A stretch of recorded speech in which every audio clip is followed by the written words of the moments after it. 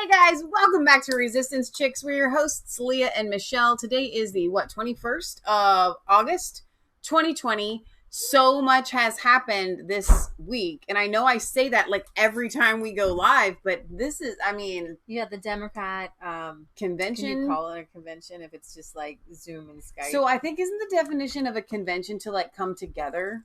Yeah, I got some highlights for you guys. I don't even know. We do have Trump being asked about QAnon and cannibals. Really great. And that's really great. His answer there, I'm not going to steal it. We're going to just play that video for you. It was really good. Right. We've got some fires going on in California. Yeah, I actually was going to, we're going to start out with some bad news. We're going to talk about Steve Bannon. Did we say that? When Millie Weaver updates. Yeah. Just the post office conspiracy theory. Isn't it great that the left's become conspiracy theories? They have. Trump's sabotaging the post office. I saw a sticker today. Mailboxes so that when we were walking our dogs today, not our dogs, but we were dog walking, and it was a sticker that said, "We support our postal workers." And I was like, that's really fast that they're getting that out there. Like, we can't support our police officers, okay? We can't fund our police. But you had better support your postal workers because they're laying down their lives. Neither rain nor snow nor dark of night stops them from bringing your Mary Claire magazine to you. Or delivering Democrat votes. Or that. All right, so bad news. And we do have Eric Mathis and his extended family, not Eric Mathis, but his extended family has been caught up in wildfires. So keep them in your prayers. These California wildfires kill 5 people and injure 30. Oh, man. A series of massive fires burning up to 1,000 acres an hour are blamed for at least 5 deaths. Tens of thousands of people in Northern California have been told to leave their homes. Satellite images show heavy smoke and ash, which made the Bay Area's air quality the worst in the world. Carter Evans is in hard-hit Vacaville, California. Carter, what are you seeing there? Well, good morning. This is one of the many homes that was destroyed. It's really unrecognizable. This fire was so hot, you can see how it melted this glass here. It looks like this came from a window. Now, in addition to the 5 people who died, at least 30 firefighters and other civilians have been injured. Flames continue to advance toward more communities in Northern California overnight. More than 10,000 firefighters are on the front lines, but officials say even that is not enough. Honestly, our resources are stretched very far. With hundreds of major fires burning in the state, just push it back off this fire line. Some homeowners are taking matters into their own hands. How much fire line did you cut?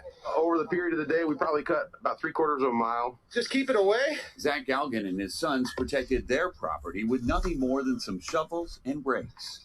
We weren't going to wait for it to come to us. We were thinking, what can we do to protect our neighborhood? Because everybody was abandoned. We had nothing to do but just defend ourselves.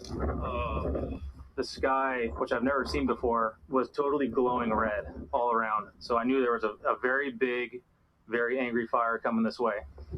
Firefighter Chase McGrew and his brother Russell had just gotten off duty Wednesday when their father, a retired firefighter himself, called to say the massive LNU complex fire was threatening their childhood home. So this has got to be sentimental to you. Yeah, that was a big concern, was losing the house. My dad's put so much work into this place, built it so much from what it was, and this meant a lot to not only him but us. Very sentimental. Now, some of these fires appear to have been sparked by some of the worst lightning storms in California in decades. So far, at least 175 structures have been destroyed. 50,000 more are in danger. Tony? Wow. Amazing to see those people struggling. So please keep the conspiracy theories aside. Real people having their homes damaged and destroyed, and having to flee with their dogs and find shelter and pray that when they get home, their homes are still standing. So can I just, and we're not going to talk about this, so I'm just going to address this with that real quick. If you guys are unaware, New York is a ghost town. And Glenn Beck had somebody on the other day, maybe it was just yesterday or the day before, kind of like this is what he does. He looks and he analyzes. He doesn't think, and he's a New Yorker, he doesn't think New York's ever coming back. Like, because there are businesses that have had to shut down. There's going to be no incentive for people to come in and want to put in a pizza place on like the Strip because there's no people there. They've all left because everybody can work remotely now. And New York is kind of dying, and they're going to have to start raising taxes to cover all the stuff that they are used to because there's no people there. And I don't believe in the wrath of God applying to this. What I do believe is when you reap what you sow. When you have places like a California or a New York, and there is so much evil abounding, people have fled New York. And because of these wildfires, and it's unfortunate because I know there are Californians who this is their home and they are good people and they should be able to stay in their home and their homes. And it is so sad that they're having to flee because of these fires. But what I'm seeing is California is falling apart and New York is falling apart and people are fleeing and spreading out to the rest of America because these countries have put countries. Oh, California wants to be one. These states have put, look at me like, what? These states have put their flesh and their desires in almost like a Tower of Babel above morality. So you don't even have to call it the wrath of God. But no, that's if what I'm you saying. Don't call on God, he right. cannot protect you. Right. But I will say this, in Iowa, middle of the country, they were just hit by a windstorm. I'm not saying that every natural disaster is, well, I'm just looking at California and New York, and we have been seeing them degrade recently. Exactly. But we're well, I didn't want to like segue. Like, how do I segue? Now we're going into the middle of the country, and they had one too. They've been hit really hard by a land hurricane. Cleaning up from the rare and powerful storm that tore across the Midwest last week. The storm, called a derecho, brought hurricane-force winds of up to 130 miles an hour. It caused billions of dollars in damage to homes and farms. Adriana Diaz shows us how this devastating blow came just weeks before the critical harvest season. This massive storage bin was no match for last week's derecho. This came crashing down. I've never seen anything like it. Hurricane-force winds plowed through Dennis Campbell's Iowa farm and much of the Midwest last week, leaving behind hurricane-like aftermath. Just look at this mangled metal. It's unbelievable. Yeah, this is tough stuff. This is not Tinker Toy stuff. The weather struck fast and right before what was supposed to be a great corn harvest. Oh, wow. These are almost flattened back here. So we're standing in a 290-acre field of what I would call essentially flat corn. This will be very difficult to harvest. This corn plant is trying to figure out what happened to it, trying to repair its leaf damage, and trying to upright itself. The storm has cost Campbell more than $2 million. Insurance will cover most of it, but none of the lost time. We've mentioned that as a farmer, we don't feel a need to go to Las Vegas and go gamble. Meaning that we're taking incredible risks out here on a daily basis with our business, with our livelihoods. The damages statewide are in the billions. Tens of thousands are still without power, and in Cedar Rapids, some are living in tents. The derecho, which means straight in Spanish, sped across 770 miles straight through the Corn Belt. 36 counties in Iowa, about a third of the state, sustained severe damage affecting millions of acres of crops. Have you ever seen anything like this? No, not as far as the widespread nature of this wind event. Mark Licht, an agronomist at Iowa State University, says the damage is worse than initially thought. After the storm, we knew that there was going to be corn that was laying flat. But then as we got into the latter part of the week, we started to see the husks starting to turn brown, which told us that the severity of the wind probably did break off roots, hindering its ability to take up water and nutrients. Why should Americans living in cities who have no connection to the heartland care about what's happening here? Well, this corn crop is affecting the livestock producers already. The other thing is that we're all producing food that we're all eating. And American farmers aren't just dealing with storms. They're weathering a trade war with China and lower demand due to COVID, given closed restaurants, schools, and meat processing plants. And with travel down, there's less need for ethanol, a renewable fuel derived from corn. I'm 6th generation farmer here in Iowa, and we've been farming in this community for 170 years. We'll rebuild. We'll come back. We'll work through it. It's just going to take time and effort. Here in the heartland, one thing there's a bounty of is resilience. For CBS This Morning, Adriana Diaz, Grand Mound, Iowa. I, again, don't want to impose my own personal why can't we at least on and somebody else's tragedy, right? Because that it's like, you know, a car dealership, it gets hit by a tornado, and I'm not really a big fan of like big giant Cadillac Escalades or something, right? So I feel for farmers, but he just said that he was a 6th generation farmer. They've been farming there for 170 years, and he had $2 million worth of damage. And how much of that damage is in the crop? And the question here remains, is this farming according to the way that God would have people farm? No. And so on the one hand, I am very sorry for corn and soybean farmers who have had their crops devastated. Right. And farming is a much more natural way of living. But what we're talking about, this is not farming. This is industrialized soil raping. And that's the nicest way I can put it, because this kind of farming takes an extreme amount of petroleum in fertilizers. And then even a lot of the pig farms were hit, and these pigs are being grown on concrete.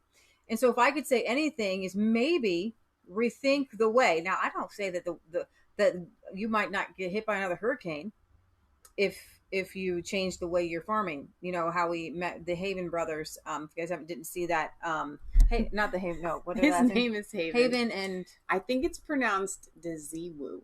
Okay, so go back to our the Food Freedom Conference that back we did. From January. Rogue Food Conference. Yeah, the interview January. with Joel Salatin. We talked to two brothers who have other brothers and their dad, who they are dairy farmers, and very large scale. I think 3,000 over cows. The generations, it went from a regular dairy to now just like 16 giant cows to now 3,000 cows. Their desire is to get back to more sustainable farming, to be able to make as much money to feed their family, because right now you see they may have that many head of cattle, but they're so over leveraged with machinery and stuff like that they're making as much as, you know, a more modest sustainable farmer that doesn't have to deal with 300 head of cattle. Exactly. And so they're trying to make the switch back. Now, to throw another wrench in the spoke of this specific issue, because someone said it in the chat, and it is worth addressing because this is our show and these are the types of things that we talk about. And so forgive me for not being able to find your comment, but you were talking about weather modification and weather weaponry and stuff like that. And so when we try to cover conspiracy theories that are fact and true. However, I don't mind covering them and just telling you that they do modify the weather. Mm-hmm. They do weaponize the weather. Okay. Is that what happened here? I don't know. I don't think you can prove it. Okay. But it's a possibility. Mm-hmm. We do know that people have been forecasting food shortages en masse, right? They want people to starve. They want it to be chaotic. They're trying to destroy the president. If I were them, and this is what I'll say, and we can move on to the next topic. If I were them and I had the ability to control the weather and I was trying to achieve this is something that I would do. Sure, to damage the country, to put people into fear. Yeah. To go after the heartland. Yeah, if voters. If anybody has the ability and the motive to do it, right, this is what they would do. Let's put it that way. So if you guys are not on Twitter, one of the most interesting and entertaining accounts to me has been Kirstie Alley. And she is being red-pilled by the day. She's a left-leaning Democrat. I love her. But she is against socialism and communism. And so her tweets are always all over the place and hilarious. But she also did say, thank you for bringing this to our attention. I have no idea what can we do to help. And this is from a young girl in Iowa. Oh, wow. I'm getting ready to take a shower at noon on a Friday with a lantern in the dark because I don't have power, and neither does about 500,000 Iowans. We suffered a natural disaster on Monday that there is absolutely no national news coverage on. So I'm going to talk to you about why you should care what is happening in Iowa right now.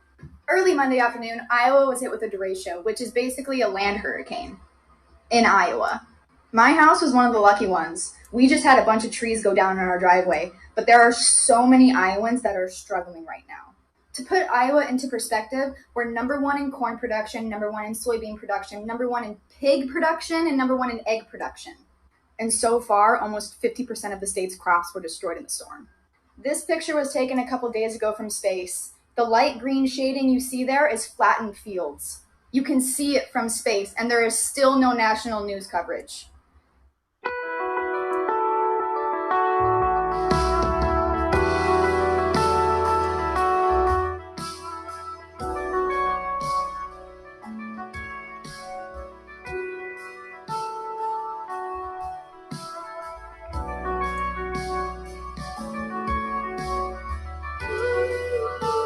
You know, historically, when anything like this happens, it doesn't just get national coverage. We had a tornado that hit us earlier this summer, and my friends in the UK were messaging me going, hey, your tornado was on the news here. The fact that they're not covering this, turn that down a little bit. The fact that they're not covering this on national news lets you know that everything is curated. Everything is curated. If it doesn't fit their agenda for what they want you to know, they're not going to talk about it. Right. So say a prayer for these farmers who are just trying to do the right thing and make a living. Also, from Kirstie Alley, just some of her snarkiness is pretty funny.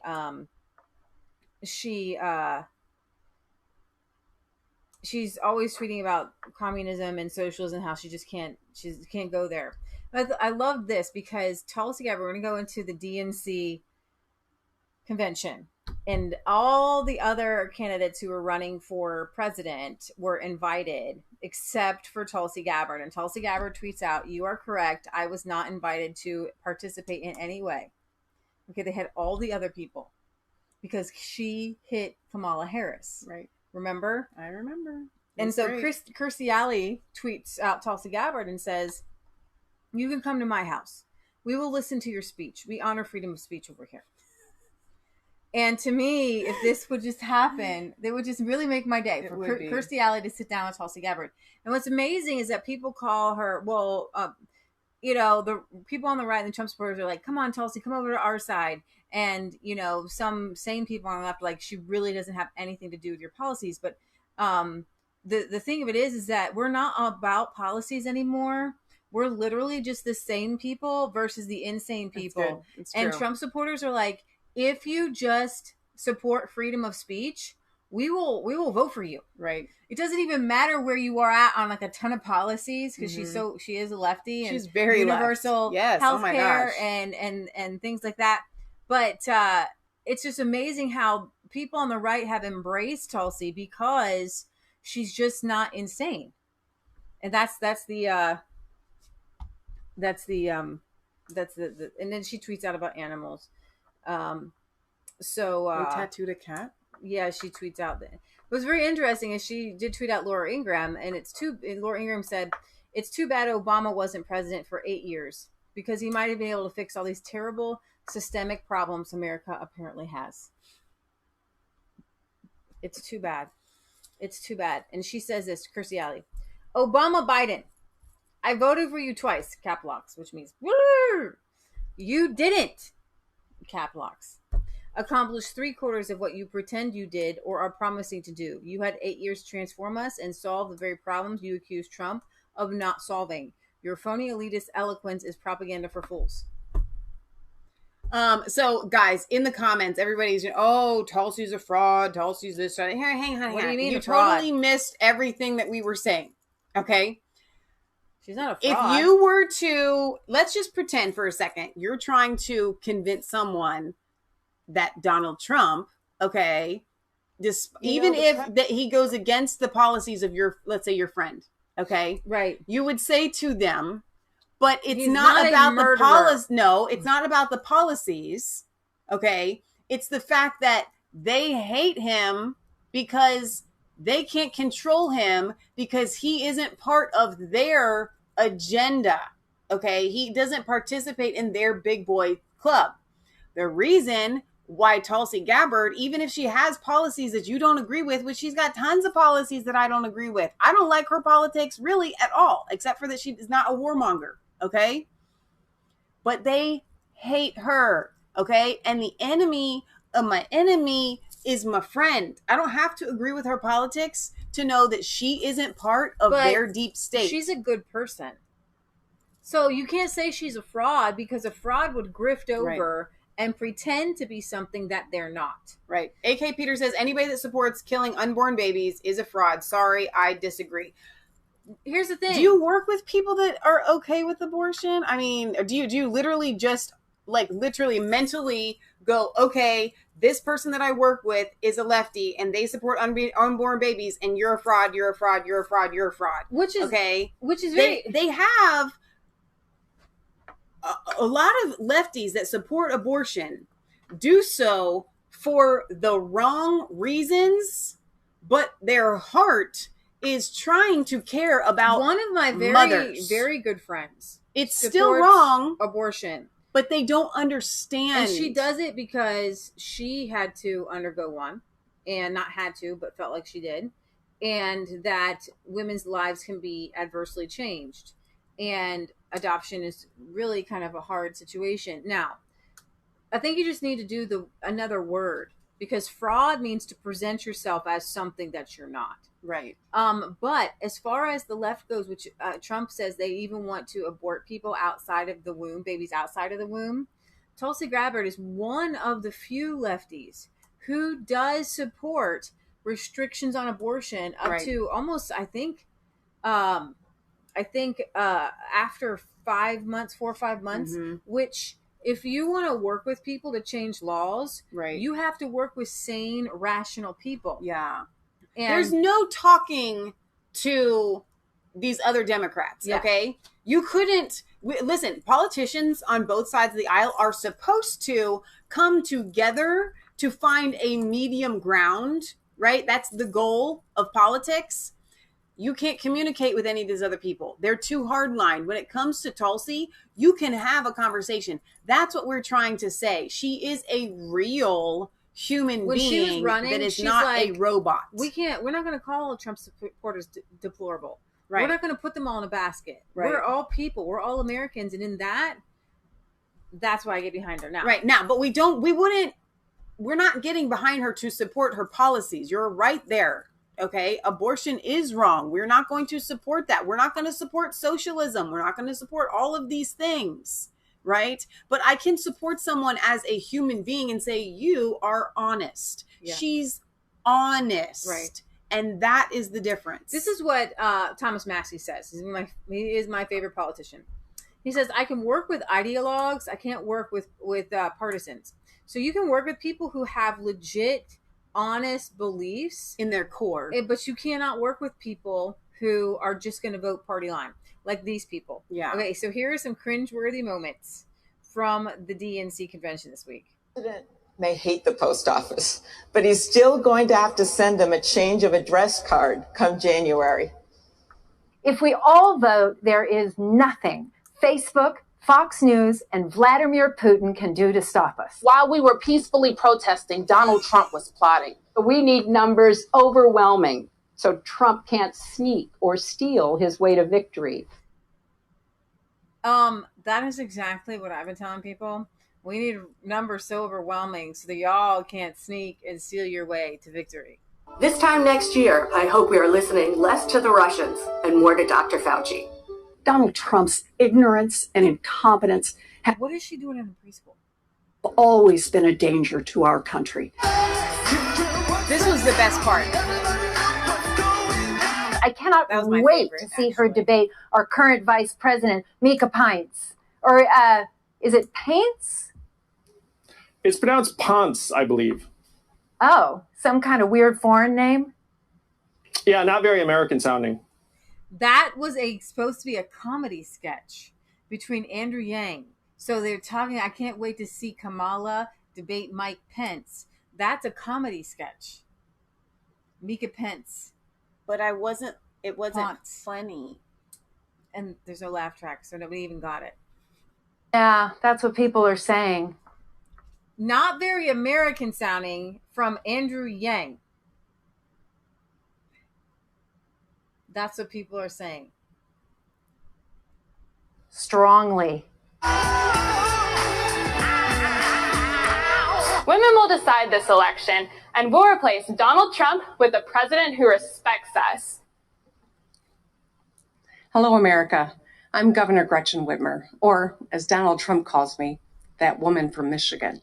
I always think she's getting up to do an SNL skit. She does look like she's getting ready to do an SNL skit, though. I'm proud to be a nasty, nasty woman.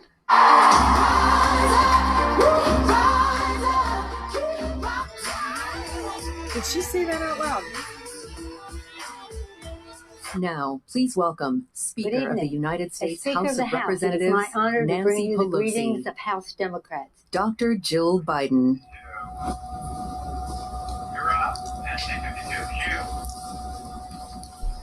This is a different kind of keynote. Is a different kind of keynote. Joe's working to protect and expand the Affordable Care Act. He'll bring down the cost of health care and prescription drugs, too, giving tax credits to working families and allowing Medicare to negotiate drug prices. That's a big effing deal. That's a big effing deal. Delaware really is proud say that? to cast its 32 votes for our favorite son and our next president. Our friend, Delaware, Joe Biden. What was he about to say? I don't know. Donald Trump. He was literally about to say Donald Trump. It's this convention. We got a little stream of just 5 people. Vice President Biden is hereby invited to deliver an acceptance speech. Do not mess with this song. It is like the best song. Come on.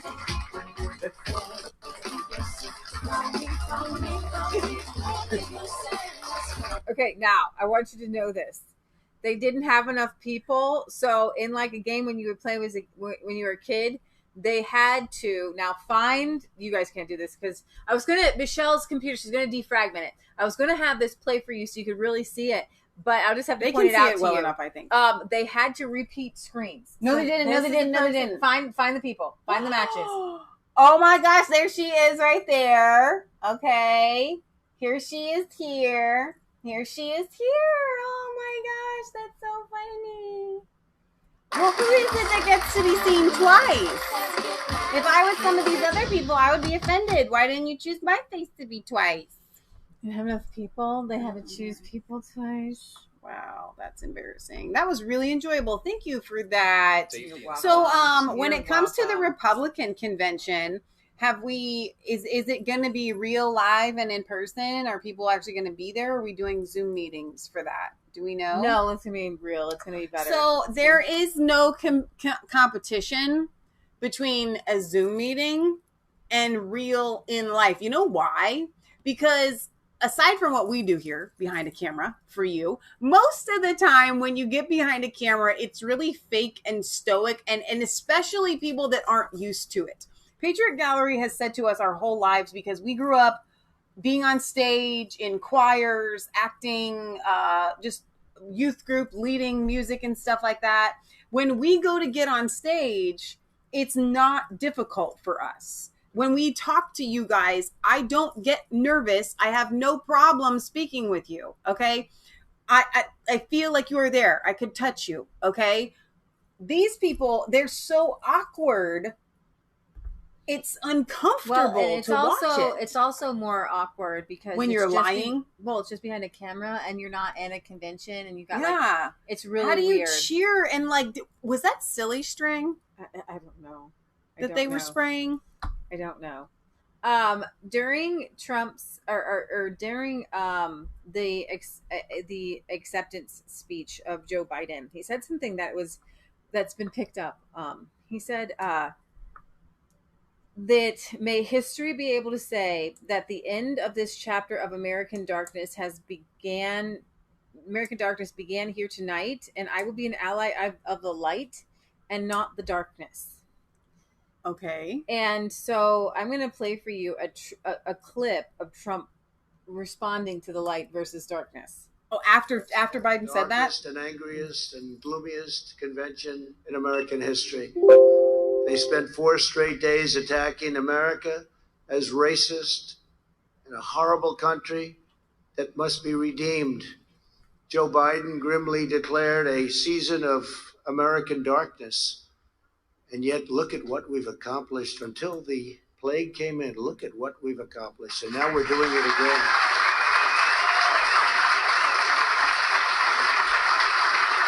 It's the most successful period of time in the history of our country from every standard.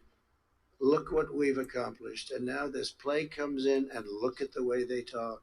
But look at what's happening, and look at how we're shooting up. We call it a super V. It's no longer a V, it's a super V. And they didn't think that could happen, and they're probably not happy about it. They want to punish America and its citizens instead of holding them high.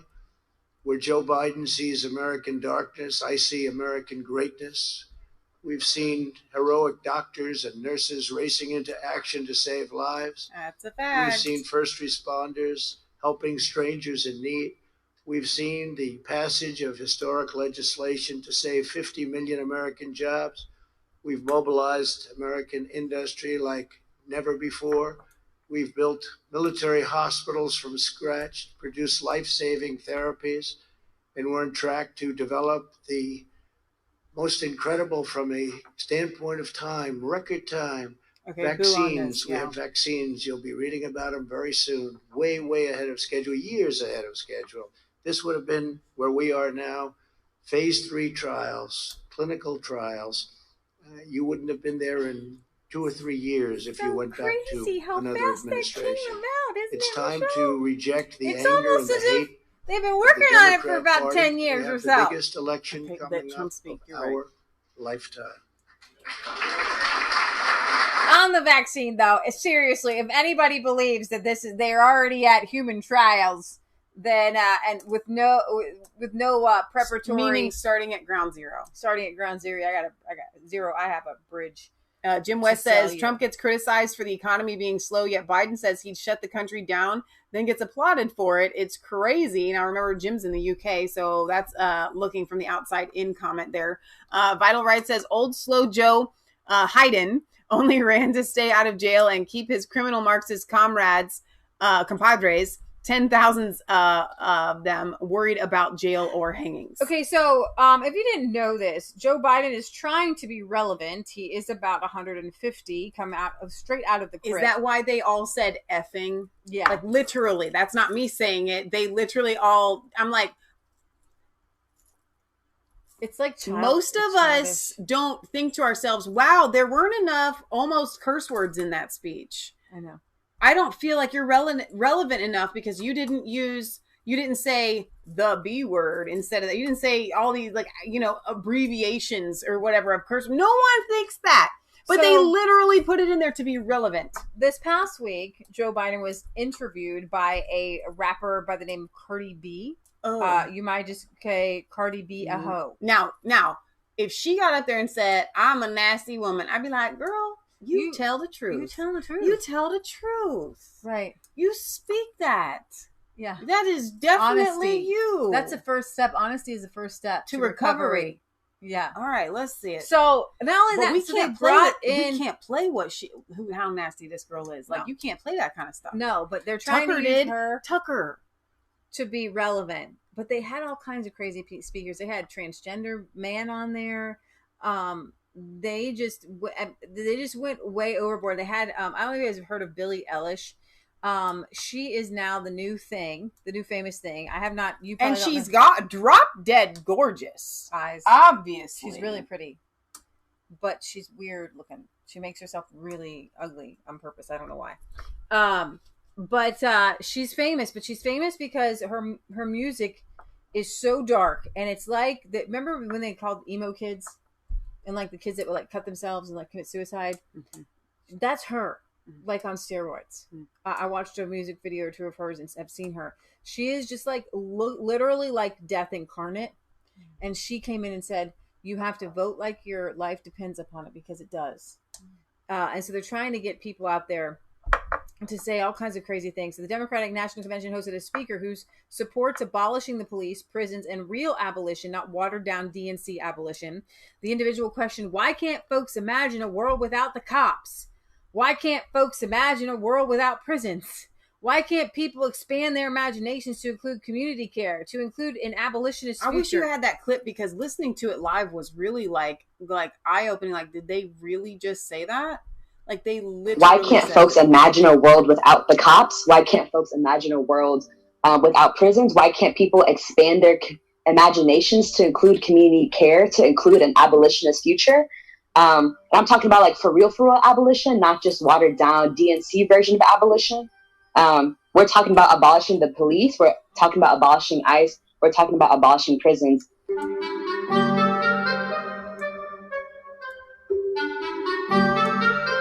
Real abolition. The 2020 DNC has been struggling for ratings. As for the Democrat Party, they have been elaborating on what they want to achieve past this next Many of the videos election. and pictures you're about to see were recorded before COVID, which is why the kids are not social distancing. However, the audio was recorded over the past month. You may rise or kneel if you are able, per your preference.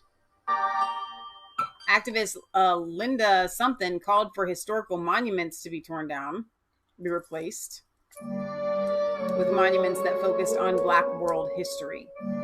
May this moment in history manifest more monuments like these to replace the old ones that no one really cares to see anymore. May their emergence and long overdue establishment and existence remind everyone of our terrible, ugly, and hurtful Black world history.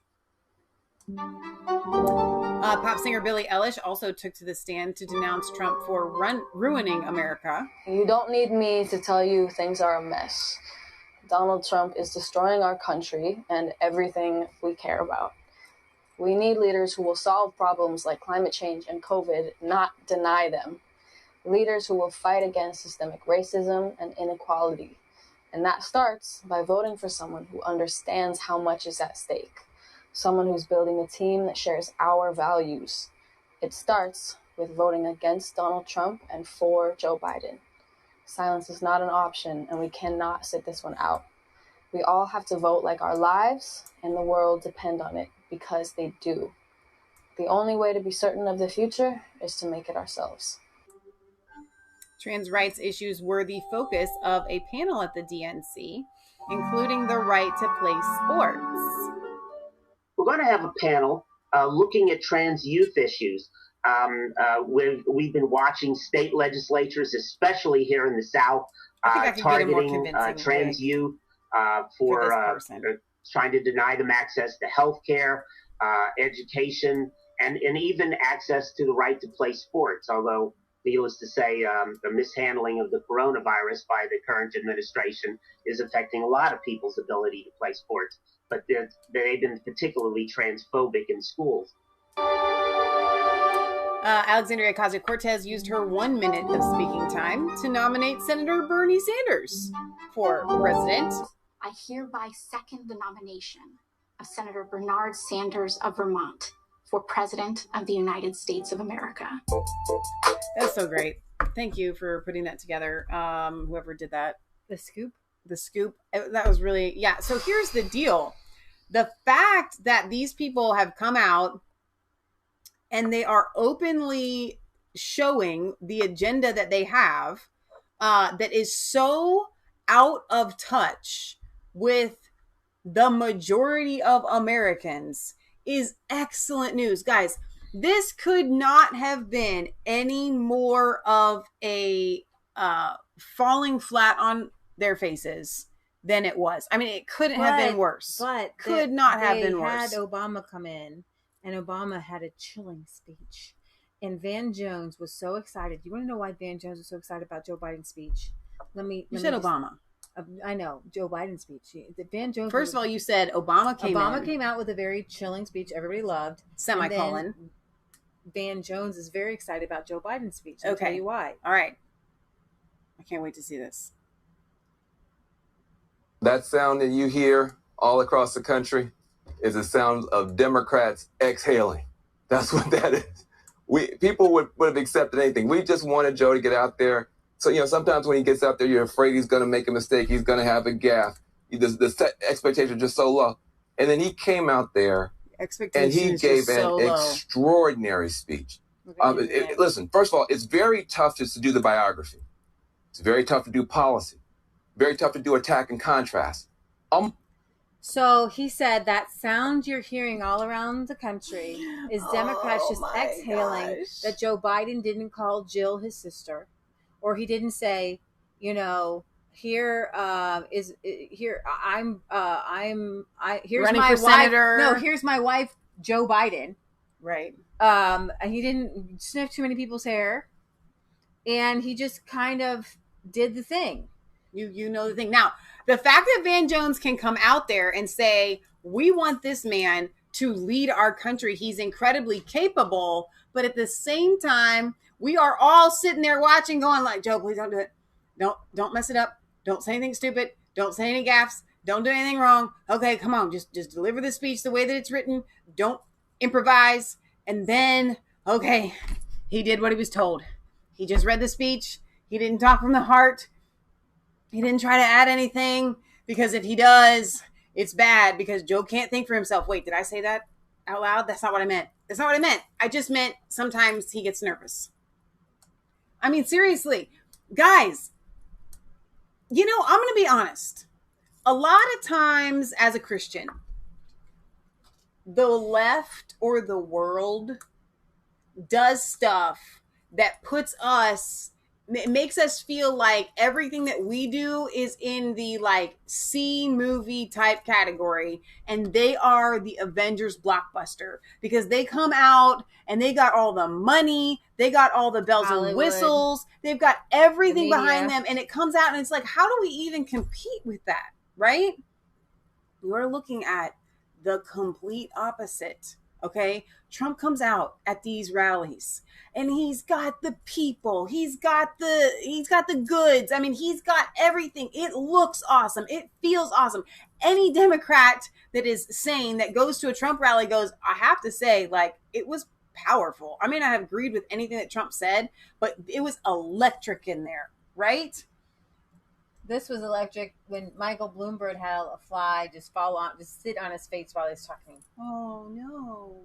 Yeah, we have flies that run around down here, so I don't like to, make guys. Too much of it, They have got nothing. The only thing that they have, and I'm gonna spill the beans right here on this, and then I'll be done with my commentary. Maybe, I'm gonna tell you something that is kind of scary, but I don't want you to be afraid because I'm hoping it doesn't happen. I think Trump's going to win by a landslide, and that should be enough. But if he doesn't win by a landslide, their plan is, okay, and this is a legit plan. This is why they don't care about Joe, whether he wins or loses or whatever, okay? They're going to, what they're doing, and I guess I should have saved this for when you talk about the post office, but they're trying to sow seeds of doubt in the American people on both sides in the integrity of our election process so that they can toss it to the House and to the Senate, the results, on November 4th. We can't tell. There's too much fraud, yada, yada, yada. Send it to the House, send it to the Senate, try to have them figure it out. They'll draw it out so long, longer than impeachment, longer than Russia, so that come January, it's not Trump that stays in office. It'll go to Nancy Pelosi because she's third in line. That's what would happen. I truly believe that that's their goal. All right. Well, Joe Biden is supposedly a devout Catholic. However, he would like everyone to know that with COVID, there's no miracle coming. We to get control of the virus. That has ruined so many lives. Because I understand something this president hasn't from the beginning. We will never get our economy back on track. We will never get our kids safely back in schools We'll never have our lives back until we deal with this virus. The tragedy of where we are today is it didn't have to be this bad. Just look around. It's not this bad in Canada or Europe or Japan or almost anywhere else in the world. Then maybe it's not that bad here. Did you ever think about that? That we, as Donald Trump said, we're testing multitudes of people. World. Remember, I just remind you, you guys know this, you've been our viewers for a while, if you're with us, that Joe Biden got mad at Trump for shutting down the borders with China and then with Europe. And the president keeps telling us the virus is going to disappear. He keeps waiting for a miracle. Well, I have news for him. No miracle is coming. We lead the world in confirmed cases. We lead the world in deaths. Our economy is in tatters. Wait, pause Black, right there. Latino, Asian. What did he just say? We lead the world in confirmed numbers. Okay. Now, carry on. American, Native American communities bearing the brunt of it. And after all this time, the president still does not have a plan. Or is it the nursing homes? Native American communities were hit pretty good. And they say that African American communities are hit. And that's because they live in the inner cities where things spread easier than indoors than outdoors. But it's usually by and large the elderly. Why he's not addressing that? The numbers are lying. What I'm saying is he chose to use Native Americans because honestly, they don't care about the elderly. It doesn't boost their polls. Joe Biden's to say 2020 elderly. slogan, there's no miracle coming. There's no miracle coming. So, okay, once again, where I always like to come in and say how I would do it better if I was them. It's so important to be able to debate things, right? To be able to go from one side to the other and flip it and fight on their side and do it better than they would. I would say, Trump, you're waiting for a miracle that's not coming. But voters, there can be a miracle coming. His name's Joe Biden. I'm the miracle coming. If you vote me in office, we're going to get this pandemic under control. I'm the miracle. Like, that's how I would do it. So I'm the miracle. I know. That would be good. That would be good. Because there was no hope. It was all just hate Trump. So while they're doing these, they did a panel of governors. The DNC had a governor's panel. They've officially lost it. Stacey Abrams was not elected in, was it Alabama or Georgia? Georgia? I think it was Georgia. Stacey Abrams was never elected to be a governor of anything. There she is on a panel with governors, real governors. She has never been a governor. She has never been a governor. She will never be a governor. And they put her on the Democrat governor panel. Do you understand? Talk about not accepting a result. They have treated her like she has won ever since she ran. Oh, yeah. They've just acted like we aren't accepting this. Stacey Abrams is the governor of Georgia, and we're not accepting it otherwise. This is just it. So that's hilarious, Leah. So we have what's her name? Actress Julia Louis-Dreyfus and Andrew Yang had a comedy skit. We saw a piece of that. I'm going to play a little bit more for you, just because. Hey, Julia. Hi, Andrew. I'm so glad to see you. So, what did you think about Kamala Harris's speech last night? It was tremendous. I was so happy for her. I know, me too. She's fabulous. I cannot wait to see her debate our current Vice President, Mika Pence. Or is it Paints? I think it's just pronounced the same. Pence, I'm going to play it again. believe. Okay. Oh, some kind of weird foreign name? Yeah, not very American sounding. Yeah, that's what people are saying. Strongly. Well, thank you, Andrew. And please give my regards to the gang. I will. They're right in the next room. Have a great night, Julia. Thank you so much. Good evening, America. That was their intro. No, it wasn't. Mika Pence doesn't sound very American. Give my regards to the gang. Sure, they're in the other room. Your Yang gangers are not anywhere with you at all. They're not with you. Here's the hard part about doing a skit that requires skits require immediate timing, right? Right back and forth. Every comedy skit, okay? It can't look practiced. When you're trying to Skype a comedy skit where there is gonna be a delay, it's just gonna, don't try. Just don't do that, okay? Have Andrew Yang on and say, hey, Andrew, say hi to the Yang Gang for me. I can't wait to see Kamala debate Mike Pence. That's going to be epic. She's going to slay him. You know, she's a person of color. He's some white dude with white hair. I mean, that was worse than embarrassing. You and I could have gone up there and just wung it, and it would have been funnier than that. We just wing it. So in Trump style, he did a rally in Joe Biden's hometown. So this is Old Forge, PA, a few miles south of Scranton, where President Trump did a speech today, and you can just see people lined up. Quality Checked and Rating says, why are they not interested in Trump versus Joe Biden? Like, they can't wait for Kamala to debate Pence. Pints. Not American sounding at all. But they're not out there going, man, I can't wait for Joe to debate Trump. Oh, yeah. You know why? Because they're going to do everything in their power to make sure that he doesn't. You mark my words. I have been saying that for months. Leah thinks that God loves her enough to prove me wrong. I'm not buying it. I don't see it. It will not happen. So in the last article here on the crazy DNC convention, Jimmy Dore blasts Biden's lineup of neocon and war hawk endorsements at the DNC convention. Now, you had Colin Powell and Bill Kristol and my former governor, who I thought it was a Republican, but this is like the uniparty, John right? Kasich. Unibrow, uniparty. John Kasich going out there, vote for Joe Biden, right?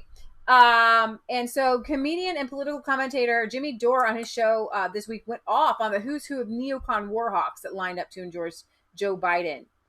So John Kerry gave a speech last night at the Democratic convention. You want to hear it? Hi, I'm John Kerry. For the 8 years of the Obama-Biden administration, we led by example. We eliminated the threat of an Iran with a nuclear weapon. We built a 68-nation coalition to destroy ISIS. Donald Trump inherited a growing economy and a more peaceful world. And like everything else he inherited, he bankrupted it. When this president goes overseas, it isn't a goodwill mission, it's a blooper reel. He breaks up with our allies and writes love letters to dictators. America deserves a president who is looked up to, not laughed at. Donald Trump pretends Russia didn't attack our elections, and now he does nothing about Russia putting a bounty on our troops. So he won't defend our country. He doesn't know how to defend our troops.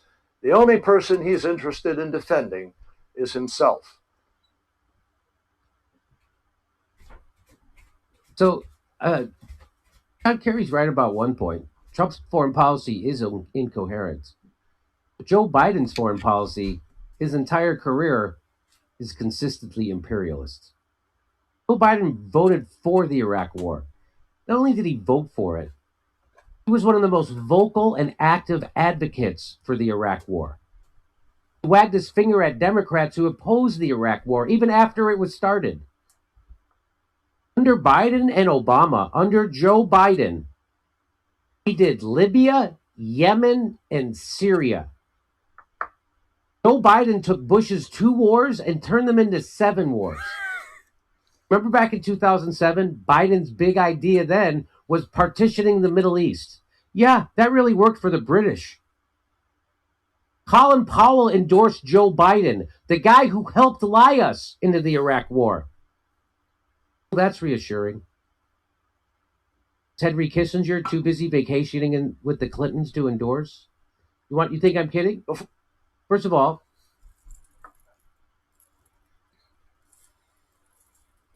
Kerry stands by his yes vote on Iraq. Bonafide war criminal. Bonafide war criminal who intentionally lied us into a war. He wasn't duped. He knew exactly what he was doing. And the shit he did in Vietnam was also horrible. I'm going to stop that there. I just wanted to let you know that there are some good lefties out there who are calling these people out. And what's so great about it is that people say that Donald Trump is ruining the Republican Party. Yes, he absolutely is. And that kind of goes into, I was actually going to go into, meaning all of these people that have been neocons from the very beginning, they don't really care about their voters at all. They just have an agenda, and it's best they can get. John Kasich was able to be voted into office best by being a Republican, which is why he ran as a Republican. That's it. Yeah. And we have so many in there that are like that. They're not that pro-life. Need to be weeded out. It's a uniparty, and that is what's so fantastic. And that's why, if anybody really wants to know why I support Donald Trump, is that he's just not in on it. Okay, he's not part of the gang. He's not part of the crew. Okay, Sarah Palin was on Tucker Carlson talking about when she ran with John McCain, and I'm going, dude, lady, and you ran with McCain. But hey, dude, if you're going to be picked for vice president, you just take it. Right? You do take it, yes. But there was, Nicole Wallace ran their campaign. They ran it into the ground on purpose. And now she's supposedly, Nicole Wallace, I used to listen to her a little bit in 2016 on Joe Scarborough's show, because Joe Scarborough was supposed to be a Republican, right? Like the one left on any name a Republican on any media outlet besides Fox News. Can't do it. Okay. And so Nicole Wallace is supposedly a never Trumper. No, you were just always a Democrat. Right. You're never a Republican. You've never been. Your hand? Oh, I don't know. Bicycle, probably. So this goes into this kind of article, why Brennan, Strzok, and the DOJ needed Julian Assange arrested, and why the UK officials obliged. And this goes into all the cover-ups happening, and the uniparty, and why they have to have Trump out. Yes. It's not his policies, because his policies are so far into big government. They could work with him, right? But they can't, because if he continues on, and somebody could find, it's like the police are in your house, okay? And you have a dead body hidden somewhere. Hang on, this just really divulged really fast. And you have a dead body hidden somewhere, and you just want the police out. I don't think that was the right word I wanted to use, but go ahead. And that's what they feel like with Donald Trump. They have dead bodies buried everywhere. And he may not even be looking for the dead bodies, but he's in their house. He might not even know there's dead bodies buried. He's not looking for them. Okay? But that's what they're afraid of. According to reports in November of 2019, U.S. Attorney John Durham and U.S. Attorney Barr were spending time on a narrowed focus looking carefully at CIA activity in the 2016 presidential election. One recent quote from a media voice increasingly sympathetic to a political deep state notes, one British official with knowledge of Barr's wish list presented to London commented that it is like nothing we have come across before. They are basically asking, in quite robust terms, for help doing a hatchet job on their own intelligence services. It is interesting that quote came from a British intelligence official, as there appears to be evidence of an extensive CIA operation that likely involved UK intelligence services. In addition, as a direct outcome, there is an aspect to the CIA operation that overlaps with both a US and UK need to keep WikiLeaks founder Julian Assange under tight control. In this outcome, we will explain where the corrupt US and UK medias emerge. Sorry, I have an itch. To understand the risk that Julian Assange... It's with the bike grease on your hand, it's going to end up all over your face. I'm just giving you a hard time. I know. I hate when you give me a hard time on the show. I'm trying to be serious. Shh. I'm trying to be serious. No screaming. Bike stuff on my hand. Okay. We just clean up for just a show. That's true. To understand the risk that Julian Assange represented to CIA interests, it is important to understand just how extensive the operations of the CIA were in 2016. It is within this network of foreign and domestic operations where FBI agent Peter Strzok is clearly working as a bridge between the CIA and FBI operations. But now people are familiar with the construct of CIA operations involving Joseph Misfit, the Maltese professor, now generally admitted and identified as a Western intelligence operative who was tasked by the CIA, John Brennan, go watch Shadowgate with Millie Weaver, to run an operation with the IIAs, to run an operation against Trump campaign official George Papadopoulos in both Italy, Rome, and London. In a similar fashion, the CIA tasked U.S. intelligence asset Stephen Halper to target another Trump campaign official, Carter Page, under the auspices of being a Cambridge professor. Stephen Halper also targeted General Michael Flynn. That today? No. Eileen, I think. Oh, Eileen dropped it off. Mango. She makes, Regular salsa. But what? Are we? Oh, wow. That's awesome. Our neighbor just dropped off some awesome salsa. Awesome sauce. Stephen Halper also targeted General Michael Flynn. Additionally, using assistance from a female FBI agent under a false name Azra Turk, Halper targeted Papadopoulos. The initial operations to target Flynn, Papadopoulos, and Page were all based overseas. This seemingly makes the CIA exploitation of assets and targets much easier. One of the more interesting aspects of the Durham probe is a possibility of a paper trail created as a result of the tasking operations. We should watch closely for more evidence of a paper trail, as some congressional reps have hinted towards documented evidence, transcripts, recordings, reports that are exculpatory to the targets of Page and Papadopoulos. The HPSCI ranking member Devin Nunes has strongly hinted that very specific exculpatory evidence was known to the FBI and yet withheld from the FISA application used against Carter Page that also mentions George Papadopoulos. Wow. However, there is an aspect to the domestic U.S. operation that also bears the fingerprints of the CIA. Only this time, due to the restrictive laws on targets inside the U.S., the CIA aspect is less prominent. This is where FBI agent Peter Strzok, working with both agencies, starts to become important, the little go-between man. Remember, I smell the Trump support in this Walmart. What are you doing at Walmart?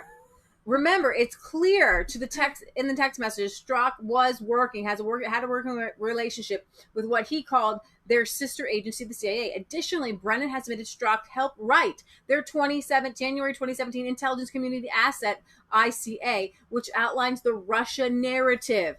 It is almost guaranteed that by July 2016, electronic communication from the CIA to the FBI originated the FBI Operation Crossfire Hurricane and was co-authored from the CIA by Strzok. Strzok immediately used that EC to travel to London to debrief intelligence officials around the Australian embassy to the UK Alexander Dower. In short, Peter Strzok appears to be very eager, profoundly overzealous James Bond wannabe, who acted as a bridge between the CIA and FBI, the perfect type of FBI career agent for CIA Director John Brennan to utilize. Fusion GPS Director Glenn Simpson hired CIA open source analyst Nellie Orr toward the end of 2015, as appropriately the same time as FBI contractors were identified exploiting the NSA database and extracting information on a specific set of U.S. persons. It was also Fusion GPS founder Glenn Simpson who was domestically tasked with a Russian lobbyist named Natalia Vescalan. I usually have it, the Italian chick. I mean the Russian chick. A little reported Russian deputy attorney general named Sak Veslinitskaya. Was working as double agents for the CIA and the Kremlin. So Glenn Simpson managed these Russian agents through the 2016 Trump Tower meeting with Donald Trump Jr. Remember that? However, once the CIA Fusion GPS operation using Veslinitskaya started to unravel with public reporting back in Russia, their deputy fell out of a helicopter to his death. Crazy. John J. Jackson? No. Okay, come on. Simultaneously, timed in late 2015 through mid 2016, there was a domestic FBI operation using a young Russian named member Maria Butina, asked to run up against Republican president candidates. According to Patrick Byrne, Butina's handler, it was FBI agent Peter Strzok who is giving Byrne the instructions on where to go to send her. All of this context outlines the extent to which the CIA was openly involved in constructing a political operation that settled upon anyone in candidate Trump's orbit. International Operations Director by the CIA and domestic operations seemingly directed by Peter Strzok, operating with a foot in both agencies. So when you recap all this, I'm going to kind of move down what this has to do with Julian Assange. All right. The key point of all that background is to see how committed the CIA and the FBI were to the constructed narrative of Russian interfering with the 2016 election. The CIA, the FBI, and by extension the DOJ put a heck of a lot of work into all of it. Intelligence community work that Durham is now unraveling. We also know specifically that John Durham is looking at the construct of the intelligence community asset assessment and talking to CIA analysts. Remember, I mean, you don't know this. Today, John Durham is interviewing John Brennan. Wow. That's breaking news. People were wondering, when are you gonna go after these guys? When are you gonna interview them at least? Right. So he had to get a bunch of other little guys all lined up, right? So all these analysts participated in the construct of the January 2017 report that bolstered the false appearance of Russian interference in the 2016 election. This is important because it ties in with the next part that involves Julian Assange and WikiLeaks. On April 11, 2019, the Julian Assange indictment was unsealed in the EDVA. From the indictment, we discover it was under seal since March 6, 2018. On Tuesday, April 15th, more investigative material was released. Again, note the dates. Grand jury, December 2017. This means the FBI investigation prior to the FBI investigation took place prior to December 2017. It was coordinated through the Eastern District of Virginia, where Dana Bonete was U.S. attorney at the time. The grand jury indictment was sealed from March 2018 until after Mueller completed his investigation on April 2019. Why the delay? What was the DOJ waiting for? Here's where it gets interesting. The FBI submission to the grand jury in December 2017 was 4 months after Congressman Dana Rohrabacher talked to Julian Assange in August of 2017. Assange told a U.S. congressman he can prove the leaked Democrat Party documents did not come from Russia. Do you remember this? And he tried to get a kind of a pardon in place of proof. Right. Knowing how much effort the CIA and the FBI put into Russian collusion conspiracy narrative, it would make sense for the FBI to have keen interest after this 2017 meeting between Rohrabacher and Assange, and why the FBI would quickly gather together specific evidence related to WikiLeaks and Chelsea Manning, for a grand jury by December 2017. Within 3 months of the grand jury, the DOJ generated an indictment and sealed it in March 2018. The Eastern District of Virginia sat on the indictment while the Mueller probe was ongoing. As soon as the Mueller probe ended on April 11, 2019, a planned and coordinated effort between the UK and the US was executed. Julian Assange was forcibly arrested, removed from the Ecuadorian embassy in London, and the Eastern Court of Virginia indictment was unsealed.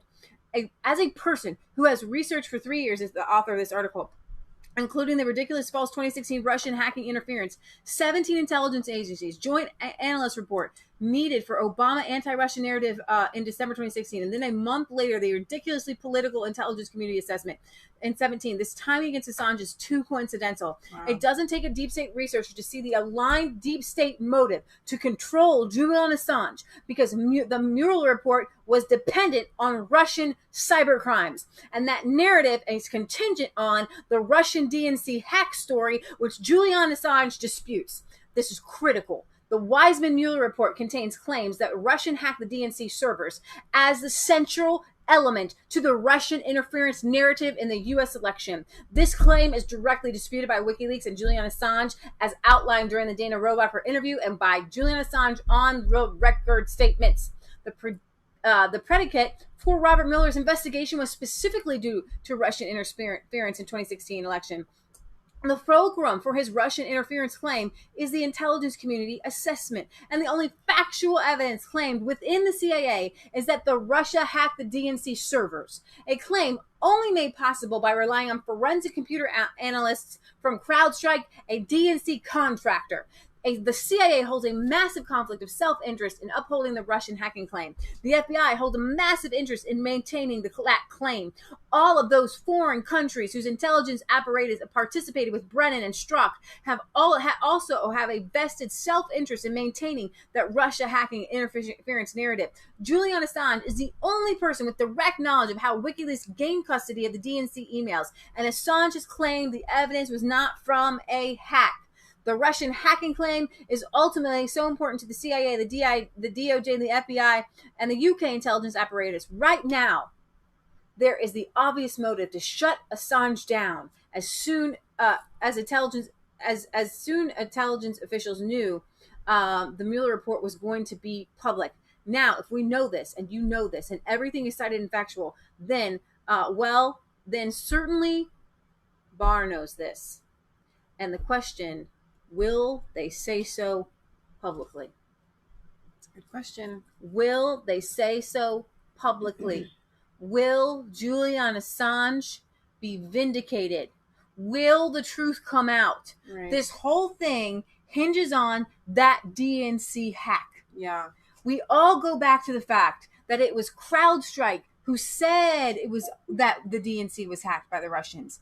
But the FBI and the CIA never saw any evidence of it whatsoever. Mm-hmm. They took CrowdStrike's word for it and investigated the president, went after his records, said that he was working with Russia for the past 3.5 years.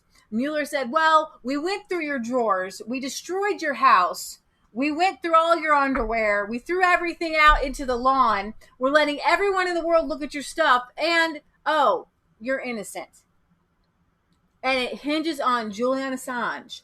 All of this and that hack of the emails. Okay, so segueing that evidence to what is happening right now with Julian Assange.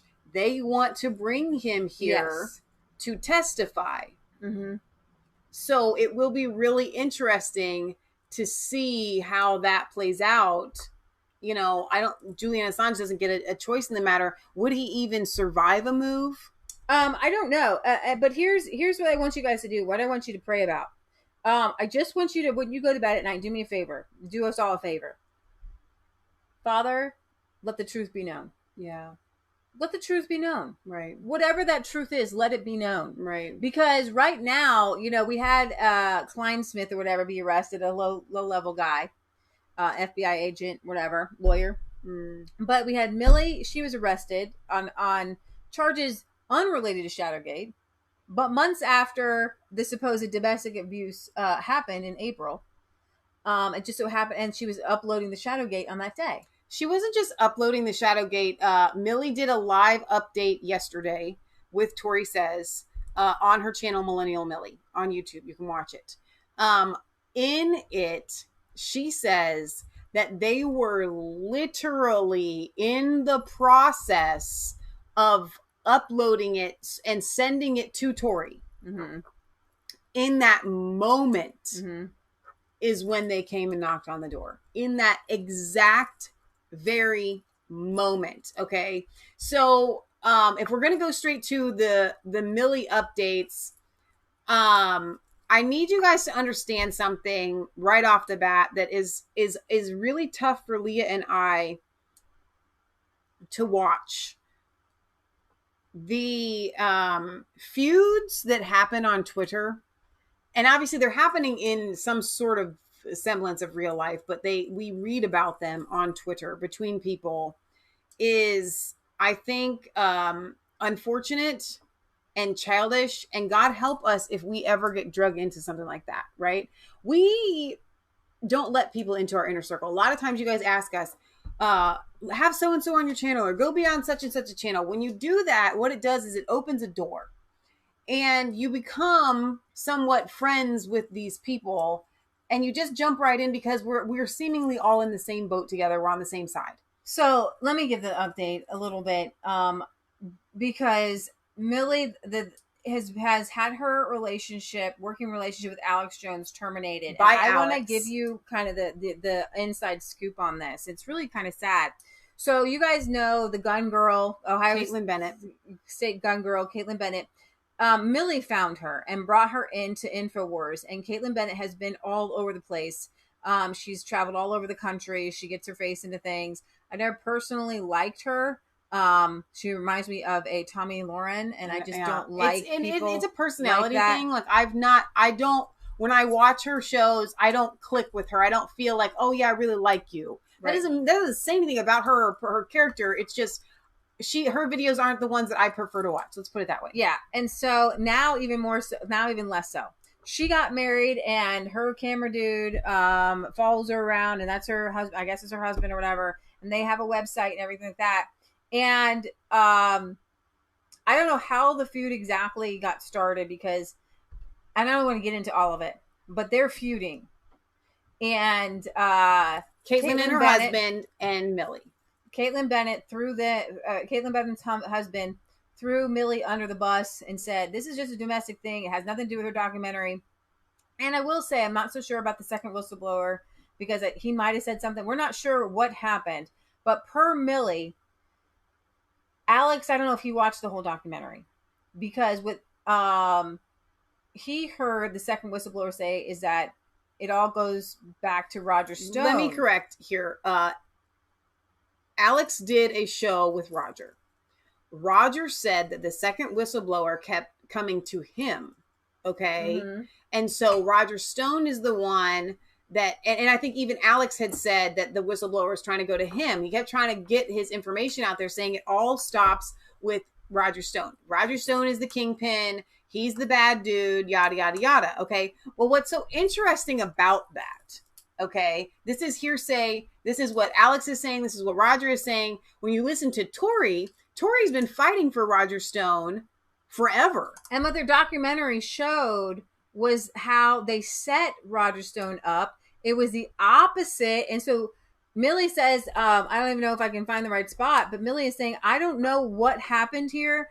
I don't know how we had this miscommunication, but we were defending Roger Stone. Exactly. They would never go after Roger Stone. Not in a million I don't know years. about the other dude, right? The other whistleblower, right? But Millie wouldn't, and the documentary and the does fact not. That Alex, and we love Alex, the fact that Alex would terminate their working relationship based on things that a whistleblower that she had on her documentary said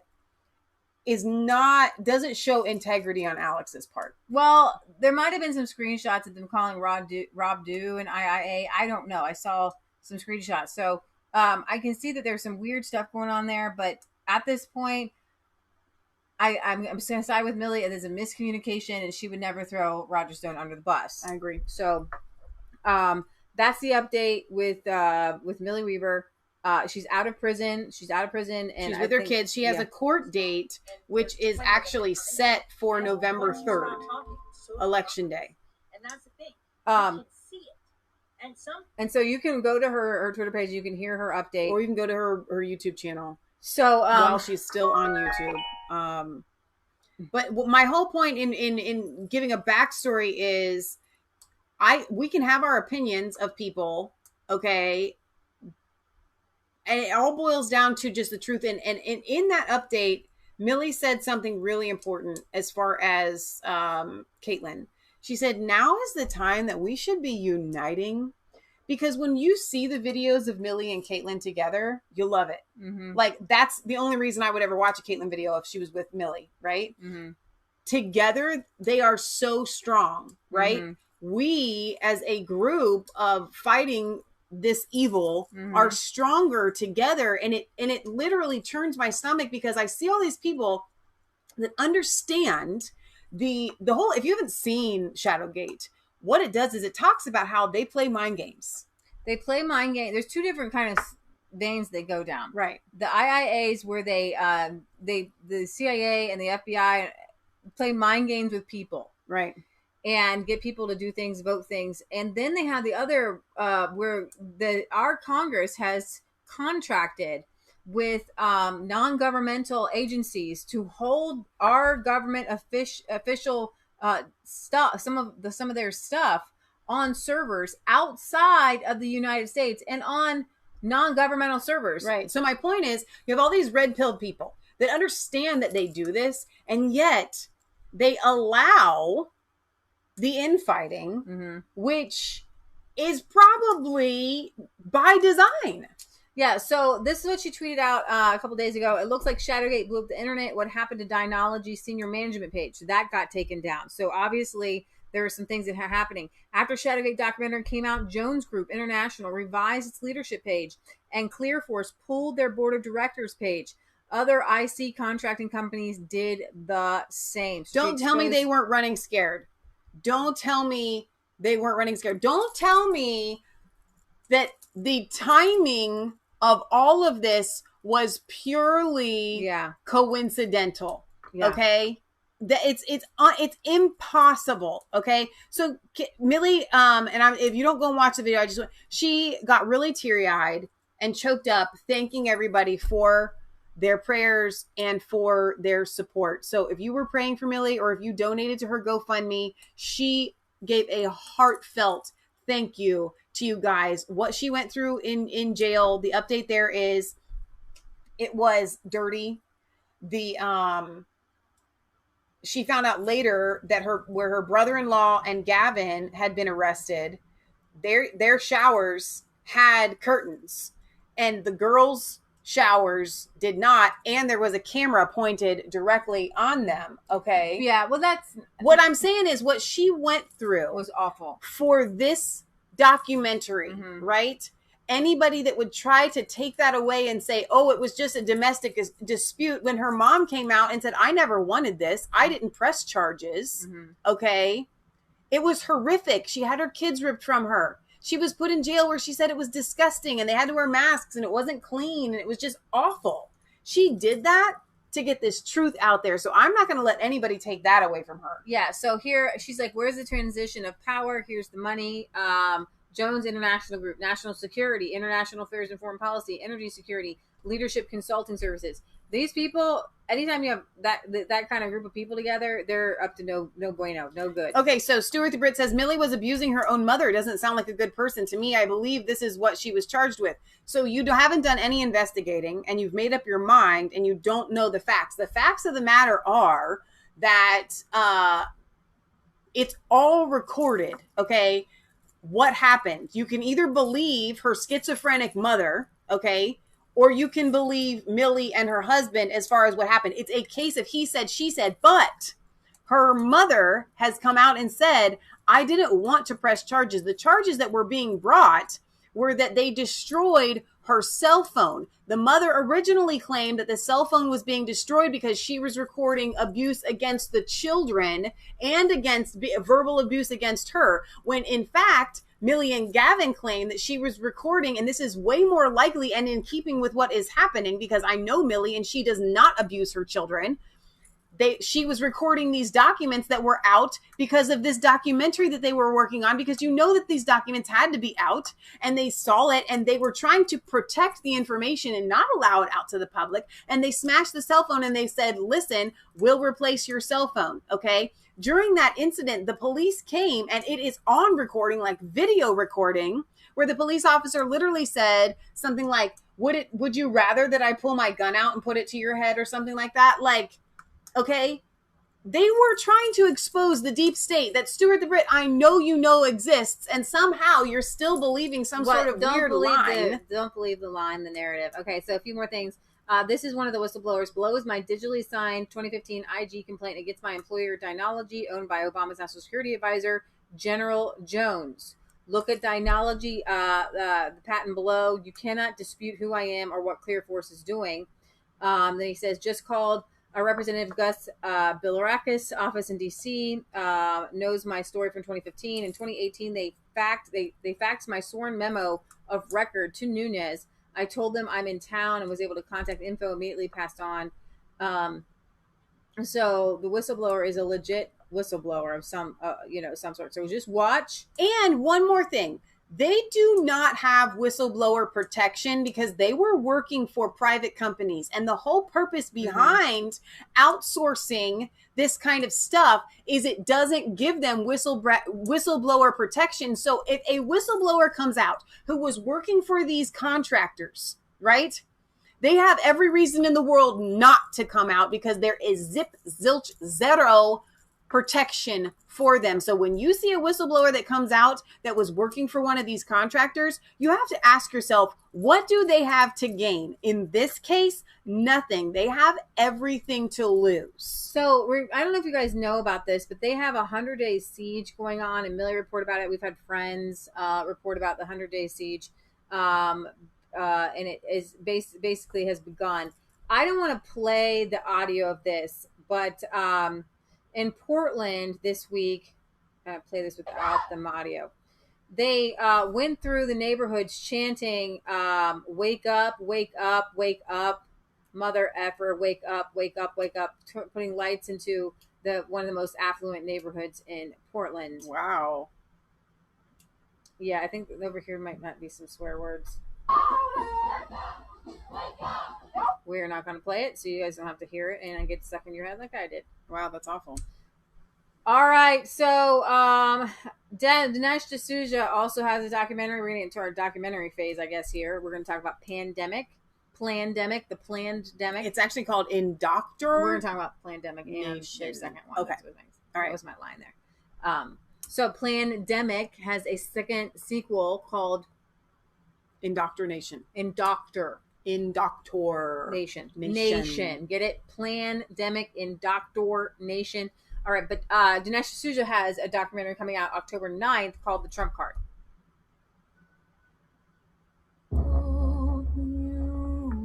That is shook our speaker. From the creator of 2016's Hillary's America and Abomination.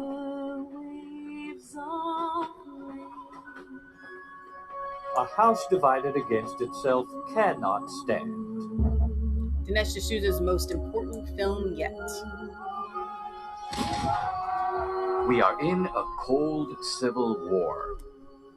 I see a threat to the very reason I came to America.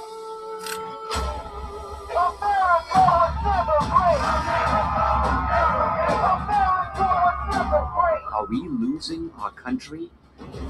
We must begin the work of dismantling the whole system of oppression. Are we becoming the United States of socialism?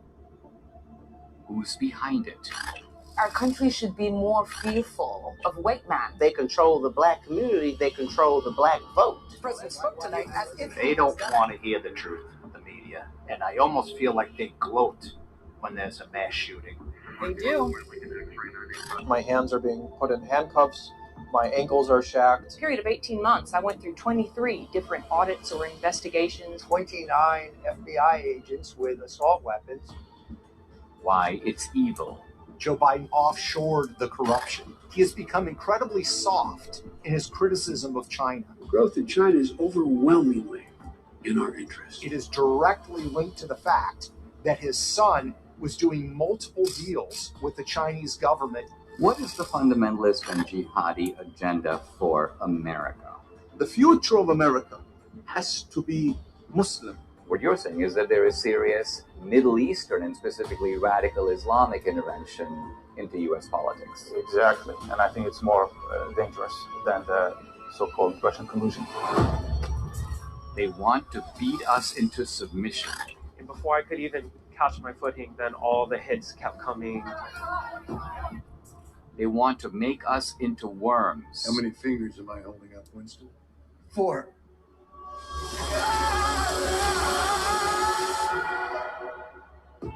Who will stop them?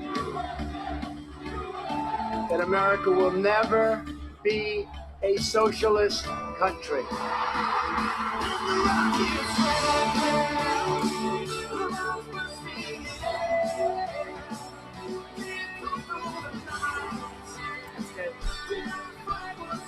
Good for Dinesh. You know, here's the deal. What he has done there is essentially an election campaign donation of you can't even measure it, right? It's free advertising, and he did it all by himself, you know, for America. Yeah, no, I'm excited to see that. Okay, so did you guys see? And I'm sure you did because we covered it a little bit. The Plandemic documentary. Let me just play the beginning of it to remind you of what it is. You're not going to find it on YouTube. A whistleblower. Dr. Judy Mikovits has been called one of the most accomplished scientists of her generation. Her 1991 doctoral thesis revolutionized the treatment of HIV/AIDS. At the height of her career, Dr. Mikovits published a blockbuster article in the journal Science. The controversial article sent shockwaves through the scientific community as it revealed that the common use of animal and human fetal tissues were unleashing devastating plagues of chronic diseases. For exposing their deadly secrets, the minions of Big Pharma waged war on Dr. Mikovits, destroying her good name, career, and personal life. Now, as the fate of nations hang in the balance, Dr. Mikovits is naming names of those behind the plague of corruption that places all human life in danger. So you made a discovery that conflicted with the agreed upon narrative. Correct. And for that, they did everything in their powers to destroy your life. So pause right there. Quality Check is concerned that they may take our channel down for playing this. Are you concerned about it? No, because I played a little bit of it. The whole thing isn't allowed up, but people do have snippets of it on. Correct. And then you were put under a gag order. For 5 years, if I went on social media, if I said anything at all, they would find new evidence and put me back in jail. And it was one of the few times I cried, and it was because I knew there was no evidence the first time. And when you can unleash that kind of force to force someone into bankruptcy with a perfect credit score, and so that I couldn't bring my 97 witnesses, which included the heads, Tony Fauci, Ian Lipkin, the heads of the public health and HHS, who would have had to testify that we did absolutely nothing wrong. And so she goes on, watch the whole movie. She exposes the Health and Human Services. She exposes the CDC. She exposes the National Institute of Health. And they put her in jail. Dr. Fauci made her an enemy and put her in jail. Yeah. And now that we know, it's like almost that it's great that it's coming out so you can kind of see what's happening. So I'm going to play here for you starting, this is on YouTube, so it hasn't been taken down yet. In the interview of what, with Ben Swan about what this was, what the new one is about, called Indoctrination. Do an interview together and sit down and we can talk about this, tell your story, and then we can also maybe get a little clearer of what's really going on out there with this virus and this pandemic. And it was probably halfway into the interview, as she's talking, that I realized I will push my other movie aside and focus on this because I can't think of anything more important right now to cover. Yeah. Let's talk about some of what comes to light in this latest movie, Pandemic 2. And one of the most, I think, shocking things for a lot of people, it wasn't for me at all. In fact, I was surprised by it because this is actually content that I've reported on independently several weeks ago, which was the origin of the virus not coming from nature. Within the movie, you have a Nobel laureate who is talking about the fact that this coronavirus is not naturally occurring. It appears. I skipped to the 5-minute mark. So what you did miss was that he said we came under a lot of heat in the first one because in the documentary we didn't put our proof. So there is a file, they call it the rabbit hole, and there's a link, and I'm going to get Michelle to put it in the description where you can watch this on BitChute, and then you can go down and you can see the documents themselves. They made it really important that they put the documents. We just kind of were seeing a little bit of it in the documentary. To be man-made or at least significantly altered. And he's not the only one, by the way. As you know, there are many virologists around the world who have come to the same conclusion. Now, they have been one by one kind of silenced, and they're conforming for whatever pressures are on them. But there have been a number of documented cases. And so one of the things that I found a few weeks ago, maybe even a couple of months ago now, was this kind of trail between what the U.S. was doing in terms of the development and experimentation on these coronavirus cells, which then stopped in 2014 and was offshored into China. And then I saw it in the first section of your movie, within that first 10 minutes, this very in-depth discussion with your expert who was able to lay this out as to exactly how this worked. And I think this is so critically important because more than any other thing, I think this helps to kind of lift the veil on the questions of, was it China? Was it the U.S.? Who started this thing? Dr. David Martin. And he says, in this case, they're both telling the truth. They're both responsible for this. Tell me more about that, because I think this is such a critical part of the movie in terms of people understanding that this is not, as he put it, nature kind of backing its way into the scenario that we've prepared for. Yeah, well, we've done our best on this Pandemic 2 indoctrination to avoid all of the hot button topics that are being used right now to divide the masses. We didn't mention anything to do with masks, really, social distancing, the numbers, any of that. We wanted to focus on the money trail, the paper trail, the certain elements that could be verified and validated, because we got so smeared on the first one, having no idea that it would go as viral as it did.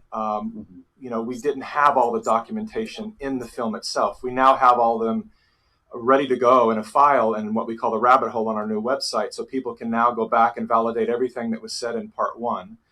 But in terms of your question, I have interviewed over 30 doctors, infectious disease experts, virologists, immunologists, and not one of them feel that there's any way that this could have been a natural occurrence. All of them say, to some degree, without even pointing fingers, with no agenda, just that it had to be manipulated in a lab. Mm-hmm. And so that's a jumping point for us all to really look at very, very carefully. Because so when Evan's saying it right, I put two and two together, ready? And I know you guys do the too. When Joe Biden tells me that there's no miracle coming, in my humble opinion, and I don't know if somebody's going to take me off of YouTube for saying this, I don't know if somebody's going to go through my things, I think that they have the ability to seed it to where if the numbers are going down low, because it is kind of dying out, it's dying out in Europe, it's dying out.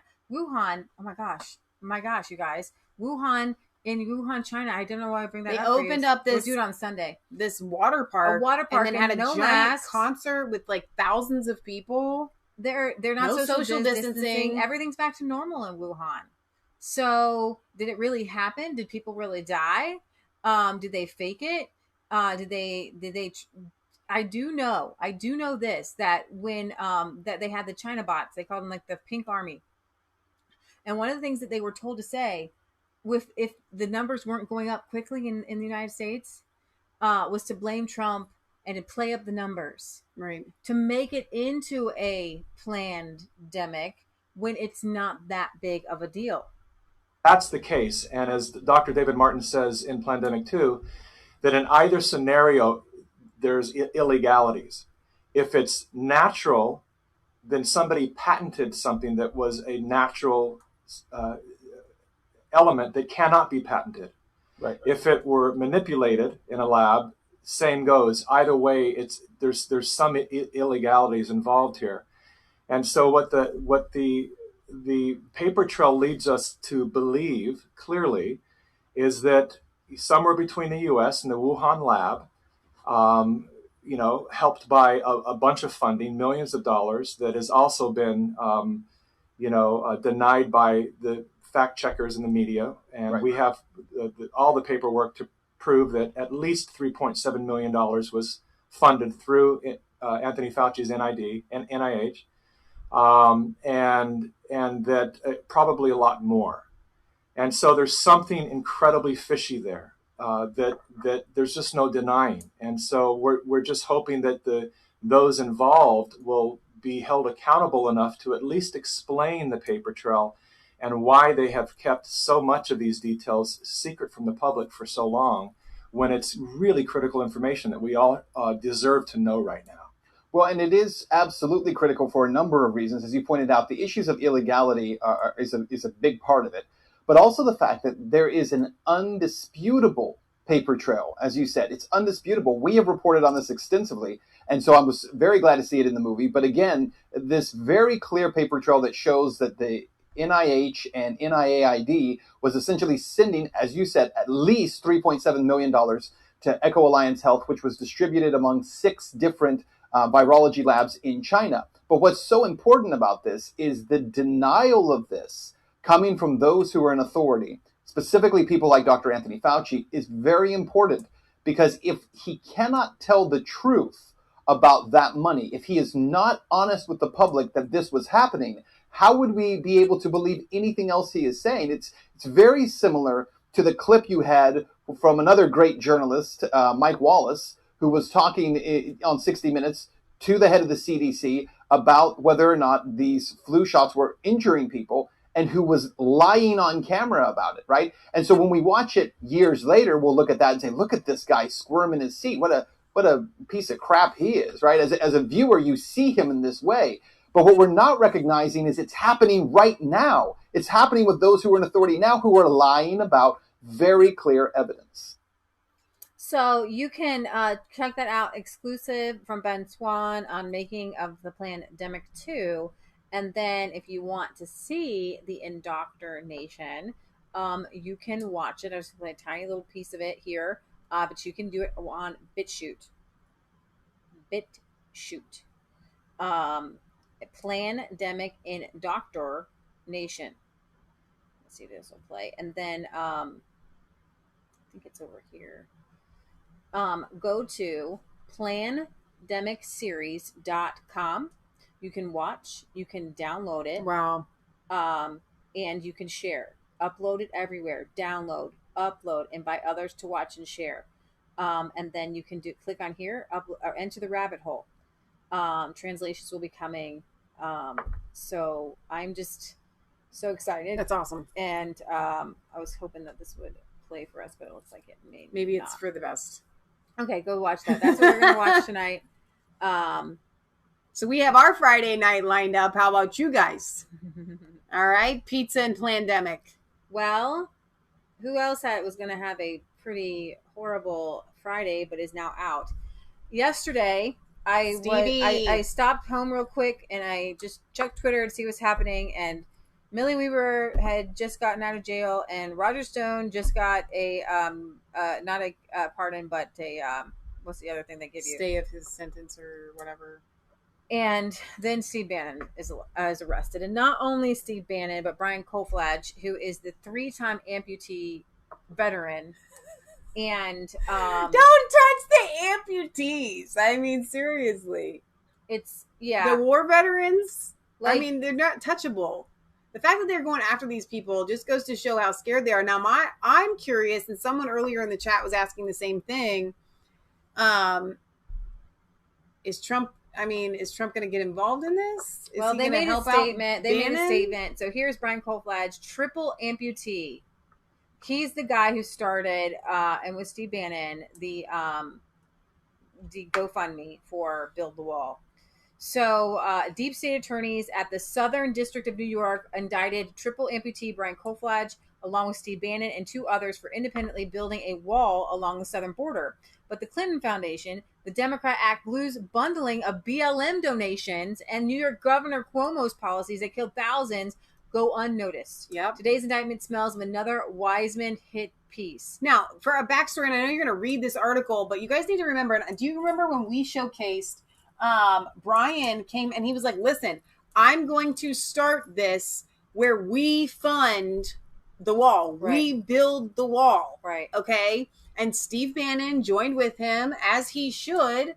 And they worked really hard. And I don't know if the article is going to tell you how many miles they actually did build, And so what is being alleged is that Steve Bannon and several of these higher ups, in this, were skimming off of the top from the funds. That is the accusation. That is why they were arrested. Continue.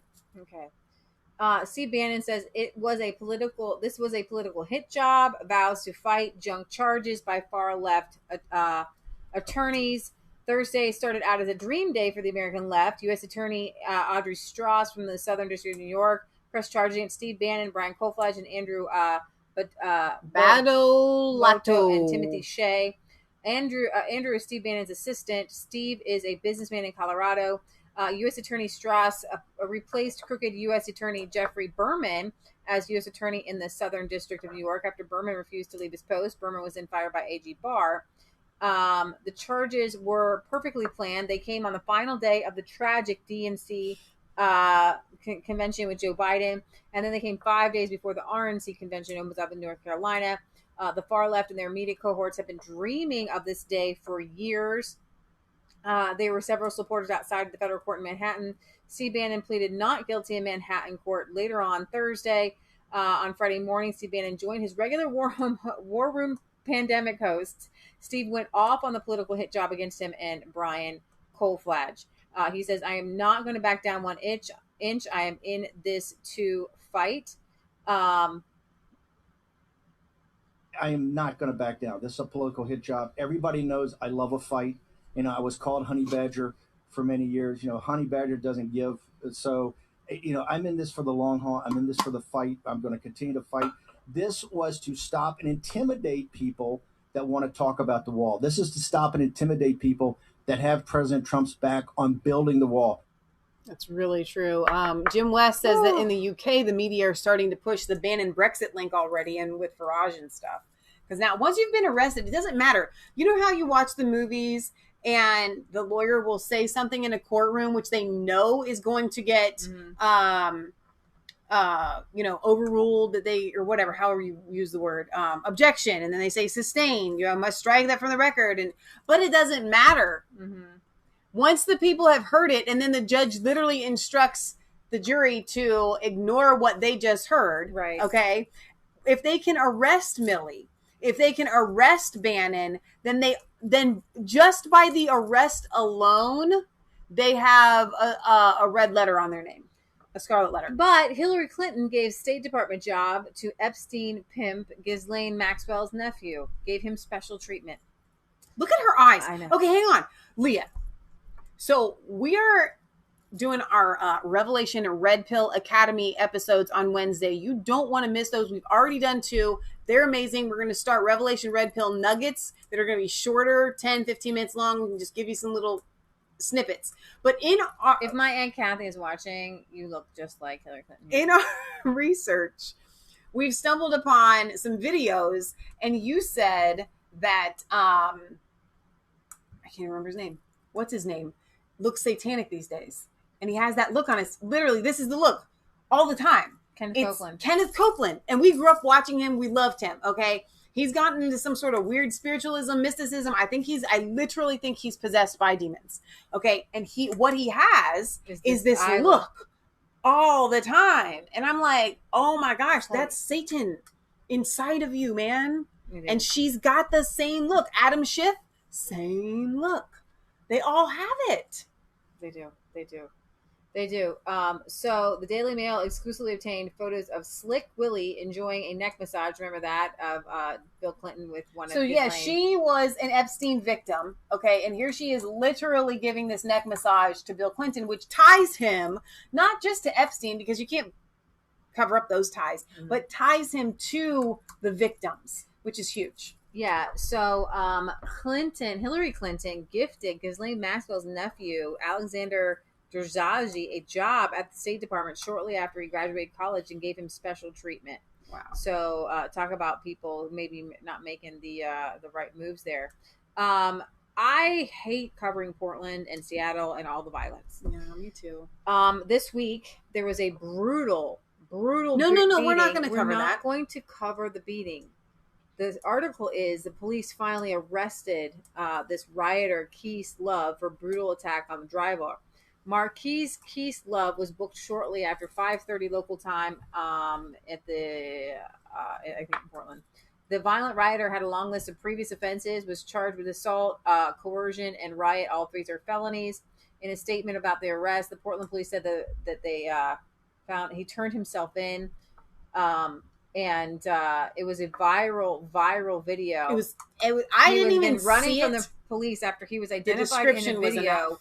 attacking a driver who had attempted to help stop the mob from attacking a trans person. The Gateway Pundit reported on Friday, Love was involved in a sickening gang assault on another white man prior to the viral incident. In a shocking video of Love's previous attack, a large group is seen running up to a man and brutally beating him before dragging him down the street and continuing the attack. Love is clearly visible in the surveillance footage of the video released by the police in June. We're not going to play this. Love was first identified on the anonymous message board of 4chan. In a post, he said he did nothing wrong, but might go to jail for murder tonight for a racist when all I did was fight him. Look it up on Twitter. Put money on my books and come and see me. But they pulled a driver out of a car too as well. I'm going to say it this way. Play it. It is so horrific. Okay. You just have to take my word for it. Okay. Seeing it would ruin your night and probably tomorrow. It's awful. It's just that awful. So at the DNC, I am going to read this. I know it's a little bit awful, but this woman is a convicted rapist. She tortured for 3 weeks, killed a victim's privates and with pliers, and Killed. Okay, it's not a death. Squeeze them. Okay. The DNC welcomed this woman. Her name is Donna Hilton, to speak at the DNC convention. You're kidding. Democrats introduced her as an impactful community leader. She was convicted for kidnapping, rape, and torturing and murder of a 62-year-old in 1986. Hang on a minute. How old is this woman? She had to do it when she was young, because she's 55 now. She kidnapped, raped, tortured, and murdered a 62-year-old. But we don't know if they were male or female. Man. A man. Okay. Now, it doesn't get... It's... Okay.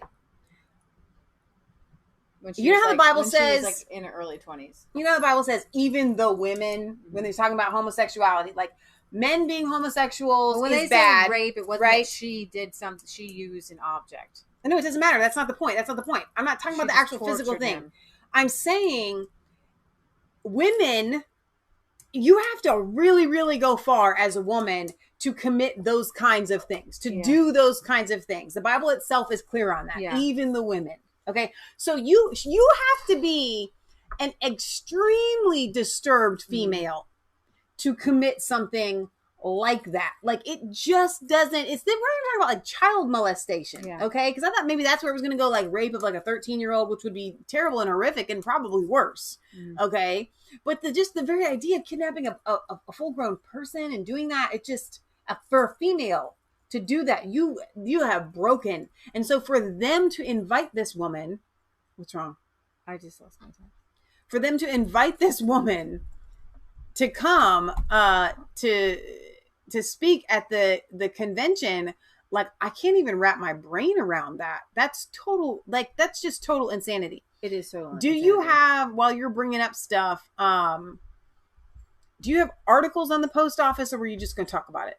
No, I have a video. Oh, okay. Because I thought we could talk about it while you were bringing up that stuff. Well, I can do a lead into it if you want to bring up your video first. What? My lead into this whole post office thing, guys, and I hit on it a little bit earlier, but here's what they're doing. Okay, now the post office has been failing for at least 10, 15, 20 years. It's been going downhill, in part due to competition. Okay, in part due to just bad postmaster general.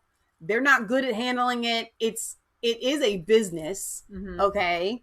So Trump has decided, as a businessman, we have to save the post office. And in order to do that, we need to change some things up, right? So they have implemented this plan to kind of revive the post office. Some of that includes taking actual postal boxes, okay, until this year, taking them away. Hydroxychloroquine was considered to be safe for all people. Go ahead. Taking them away to refurbish them or to replace them with others, but they are only taking them away in places where there are already post boxes that will stay. Okay? So they're not lessening your ability to mail anything. Okay? You're not going to show up where there were 2 or 3 boxes and there's only maybe 1 or 2 now and go, oh my gosh, this box is full to the brim and overflowing and I can't mail my item. Okay.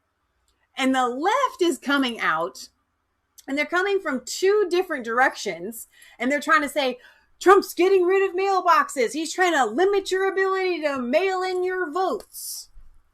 And at the same time, they're coming in to say Trump is against mail-in ballots and mail-in voting because he doesn't want real votes to be able to come in. When in fact, everyone knows you don't mail cash in the mail. So why? Because it'll get lost. we trust the post office, but we really don't trust the post office. You ever seen those movies? Like I just saw one episode last night of a really great show, by the way, and I'll tell you about it another day, where something gets mailed and you find out 60 years later, they never got the letter and their whole relationship broke off. Right. And I always think to myself, you didn't back that up by trying to see if the letter even got to the person, because we don't trust the post office. Okay, so here's the post office. Here's their response to all the craziness in the post office. Moving forward, trying to have any negative impact on the election is an outrageous claim. There has been no changes in any policies with regard to election mail for the 2020 election. I promise you, we are not making any changes until after the election. Which they Postmaster changed General that, by the way. Louis DeJoy testifying before Senate lawmakers today, and he and the Trump administration are facing accusations of sabotaging the U.S. Postal Service ahead of the November election. DeJoy pushed back, calling those claims a false narrative. Tomorrow, House lawmakers will vote on U.S. Postal Service funding before getting their chance to question DeJoy on Monday. And in just the past hour, we watched the president again saying that widespread universal mail-in voting. He made that distinction. He tried to explain to the audience he was talking with that that's what he meant, and that it would lead to fraud, according to him. Watch. In Nevada, harvesting's allowed. So they'll go all over the world and they'll get people to sign them. Hey, you used to be here. They'll go all over the world. And they'll harvest them, and they'll drop thousands of them on a table just before the election. Congressional correspondent Chad Pergram is live on Capitol Hill. Chad. Hey there. Well, first of all, there's no evidence of that happening in Nevada with the vote harvesting, and that's not legal here. During the hearing today, Louis DeJoy told senators that he thought that voting by mail was okay. He made that perfectly clear. He did say, though, that voters should try to get their ballots in early. Still, you do have a lot of senators on the Democratic side of the aisle concerned about slowdowns in service. Let's start with Gary Peters of Michigan. They have written to me about skipping doses of their medication, and their small businesses losing customers or having to lay off employees, all because of changes that you directed. DeJoy testified it was his, quote, sacred duty to make sure voters could cast ballots by mail. He didn't anticipate any issues this fall. DeJoy said the Postal Service has enough money to get through the election. Still, the House of Representatives votes tomorrow on a bill to infuse the service with $25 billion. The Senate Governmental Affairs Committee Chairman Ron Johnson accused Democrats of engineering a campaign issue. I'm looking to separate the fact from the fiction, and my problem is there's a lot of fiction, a lot of false narrative being ginned up by Democrats to the left right now.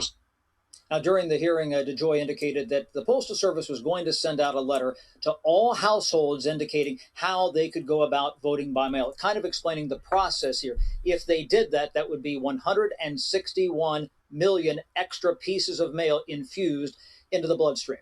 Harris? So I don't know where it went. I got something in the mail from the Trump campaign asking me to vote absentee ballot. No. Yeah. No. And I was like, I should have saved it for the show. And I was like, that's really strange. I don't trust anybody. You don't send cash in the mail. Why would you send your ballot in the mail? Go vote. If you want to vote, go vote. Just go vote. Do the thing. So again, when we're talking about conspiracy theories, when it comes to this whole pandemic, go, you know the thing. There are so many things that, I'll just say this, are very, very convenient for their agenda. And one of those things is the fact that the pandemic has made it so that we all want to do things remotely. We all want to do things without, they want a cashless society, right? Well, we don't want to touch cash. It's dirty. They want everybody to switch to mail-in voting. Well, we don't want to go and vote in person because of, it's like everything. They get everything they want just with this one pandemic. Seriously, they get it all. So that's all I'm going to say. Well, and that goes to, I wish that the intro would have played on indoctrination, because it starts out with the audio of the pandemic from last October, Event 201. Wow. Just go watch them tonight. So here we have, this is the best clip of the night. So you guys may have seen, maybe in your Twitter feeds or maybe in your Facebook, people have been sharing a lot about sex trafficking and stuff like that, and sharing how Donald Trump is going after pedophiles and sex traffickers. It's so well, this reporter asked not only about Trump, a QAnon conspiracy theory, which I had not heard that Trump was cracking down on cannibals. Did you? I didn't know that. But I'm very excited about this. It is really great. And so the reporter wants to know and be on the inside.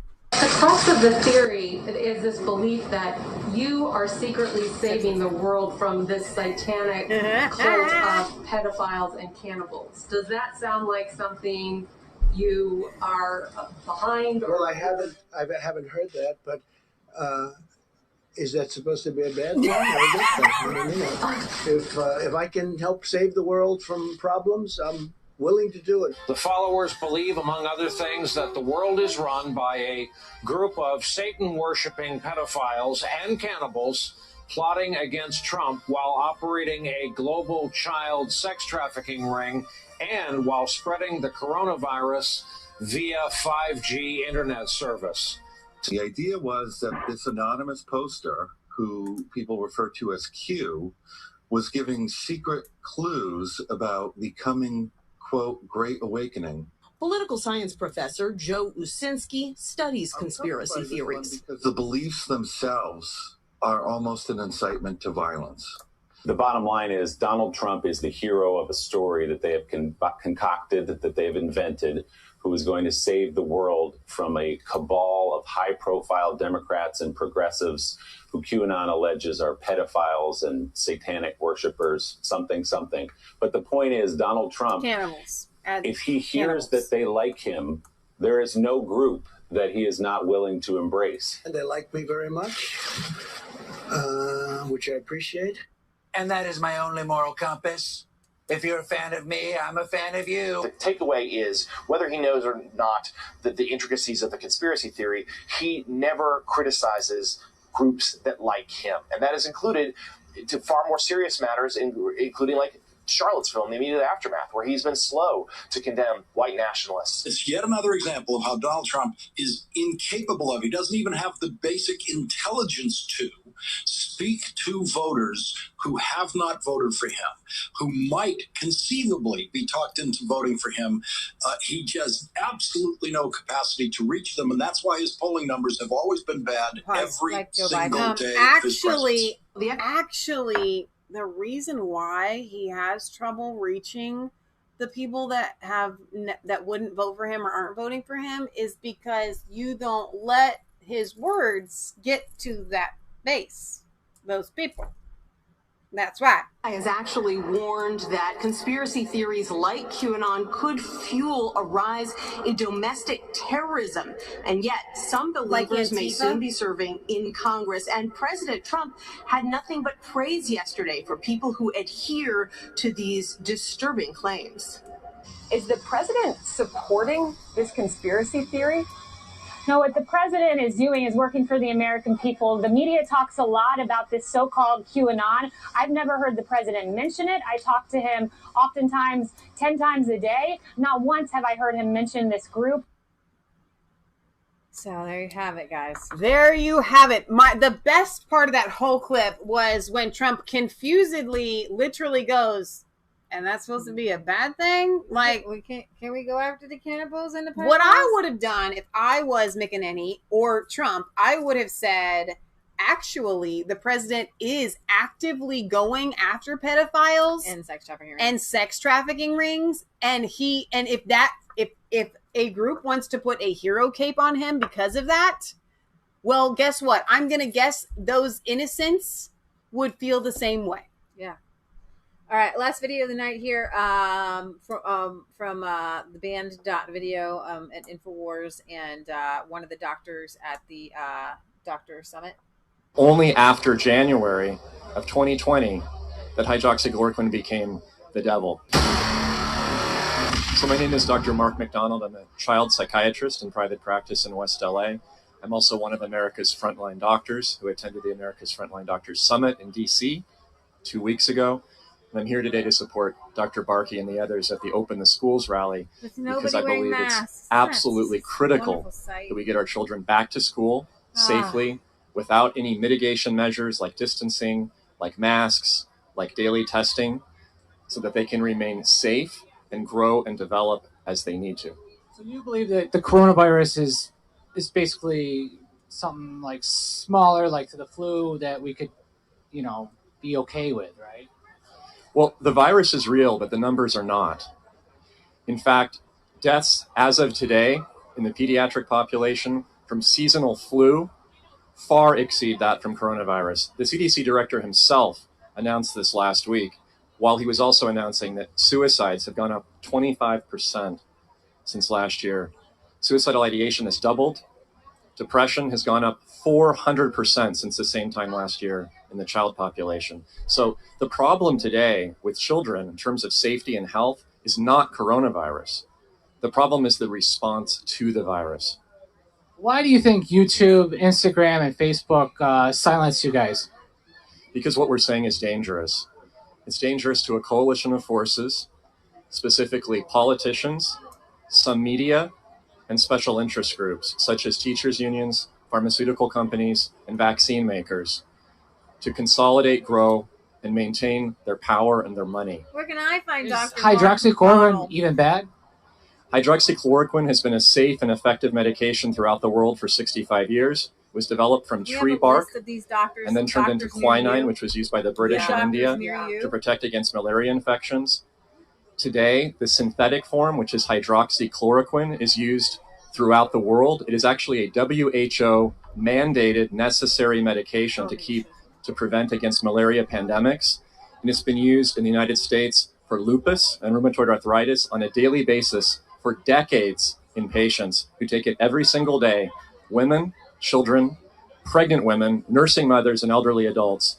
Even now in Africa, it's considered to be a supplement and sold over the counter in many countries safely and effectively until this year. Hydroxychloroquine was considered to be safe for all people. It was only after January of 2020 that hydroxychloroquine became the devil. What do you think? Who's pushing against hydroxychloroquine? Who's behind it? Well, I think there's a coalition of forces that are behind the push against hydroxychloroquine. It started in January when Gilead Pharmaceuticals announced some benefit to a patented drug called remdesivir that reduced hospital stay course for those with coronavirus by 3 or 4 days. Certainly meaningful, but certainly not curative. As soon as that happened, media, politicians, other special interest groups got on board with trying to stop hydroxychloroquine from being made available by doctors to their patients. And a whole campaign was set against it, including several research publications like The Lancet back in June that published fraudulent data that was later retracted to say that hydroxychloroquine either didn't work or it killed people. My belief at this point is that it's all about the election. And there are people now in positions of power, politicians primarily, who will benefit from keeping America scared and stuck at home through November. And if all Americans had access to hydroxychloroquine, the pandemic would essentially end in about 30 days. And if that happens, a lot of people will lose. And who are you voting for in 2020? For which office? For the presidency. I voted for Donald Trump 4 years ago. I'll vote for him again. So along those lines, are you sure we're not going to get taken off? I'm just going to. This is a herb you can buy. Okay, over the counter. All right. Okay. This is. Let's see. We are not doctors. We're not telling you what to buy. Consult your physician. All that mumbo jumbo. Okay, we don't know anything. I have to say that. Quercetin. Show it better than that. Quercetin. Quercetin is a plant flavanol from a flavanol group of phenols. It is found in many fruits, common vegetables, leaves, seeds, onions, red kale, blah, blah, blah, blah, blah. It is used for inflammation and for your immune system. I thought it was good for allergies. Well, your immune system. Right, and for, right. I'm just saying, like, why people take it is what I was saying. Like, what would be the reason why someone would take It's one of this? the most abundant antioxidants in the diet and plays an important role in helping your body combat free radical damage, which is linked to chronic disease. In addition, its antioxidant properties may reduce inflammation, allergy symptoms, blood pressure. This article, and then it talks about the benefits, side effects, and dosage. Now, why did I bring this up? Combats allergies, boost immunity, fight inflammation, aid exercise performance, maintain general health. It just sounds like all around great. Well, Dr. Zelenko from the Zelenko Protocol fame, who treated all those patients in New York, the Jewish doctor. Yep. He said if you cannot get your hands on hydroxychloroquine and you want to do something prophylactically, take one of these twice a day. So that's what Dr. Zelenko says. And that's what I'm going to end on. Okay. I think, did we cover everything? That was so much. There was so much in today's show. Like, just so much. Pray for the people in California with the wildfires. Yeah. Pray for the people in Iowa with the hurricane and the devastation. Hurricane. Know that the deep state is out there, and pray that for Millie, pray for Bannon. Comes down to, pray for Julian Assange. You notice that the left seems to not get their due. Okay? The deep state doesn't seem to get their due. But what Michelle and I are always saying is that my mom always says, when it's on the outside, it's on the inside. And so when they're wearing masks on the outside, they're being unmasked on the inside. Yeah, that's really good. That DNC convention was a flop. It was the big, come on, we could rejoice. We would have done just a whole episode on just that. It was awful. It was absolutely awful. There's no push. It's only, their their only weapon left. is trying to make people hate Donald Trump enough to vote for Joe Biden. They don't have any other plan. Okay? And we're going to see... Except for Nancy Pelosi in January. Yeah. We're going to see some things start to move and shake. And I want you guys to join us on a Red Pill episode. If you guys haven't seen the one from last Wednesday and the Wednesday before that, one of our friends said something incredible. And it really, really blessed me. And I hope that these episodes blessed you. And I hope that you share them with your friends and your family. Not necessarily, this news and everything like that, but I think that if your Christian friends and family get a hold of some of these principles that we're talking about in our Revelation Red Pill series, and what is it basically about? I'm just going to sum it up. And if you guys, one of my friends, Serge, said some people can't watch the 2-hour videos and take in all this information, all the proof that we have for you. And so we're going to try to do some nuggets. If you have questions on Revelation, on the end times, I don't have all the answers, but I have solid answers on many topics. Okay. So we're probably... Keep them to like one question. Just one question. Like, what is the tribulation? Okay. Who is the beast? Okay. And I can do all of it. What did Jesus mean by this generation in Matthew 24? Right. Who are the 7 spirits? Something like that. Who are the 7 spirits mentioned in Revelation? So if you guys have those questions, drop them in email, drop them in the chat, drop them in the comments, and we're going to attempt to address some of those with answers in 10 minutes and less. That maybe I'm not going to have all the scriptures and all the proof that I need to show it to you. But if you just need a quick digestion, if you're watching my whole show, you probably don't need a quick digestion. You probably are able to, if you're at the end of at the end of our show, you can probably handle. No, she thinks it's her show. It's okay. If you can handle the information in large doses. Okay, it's good for you. Kansas loves to do large doses of vitamin C. So large doses of the Revelation Red Pill are really good for you. They are very good. They will heal your body. I'm not even kidding you. Did you want to read what Catherine had said? This will heal your body. It will heal your mind. It will heal your soul. It will heal your spirit. And you don't have to send me a dime. Think about it. Think that's free. Because I'm going to tell you something. The gospel of Jesus Christ heals your body, heals your mind. And Jesus says it's free. Go ahead.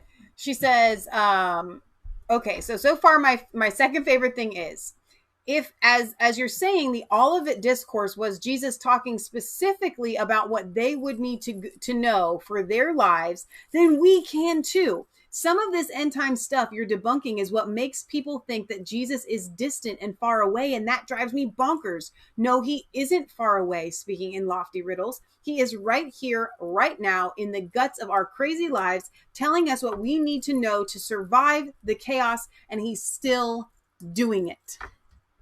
And what she is referring to is one of the most powerful Christian apologetics that you could use if you knew it, to get your friends and family saved, to present the gospel to them. It is a proof of Jesus's prophetic ministry, that Jesus was alive, that Jesus spoke these things, because we know for a fact that the gospels were written before AD 70.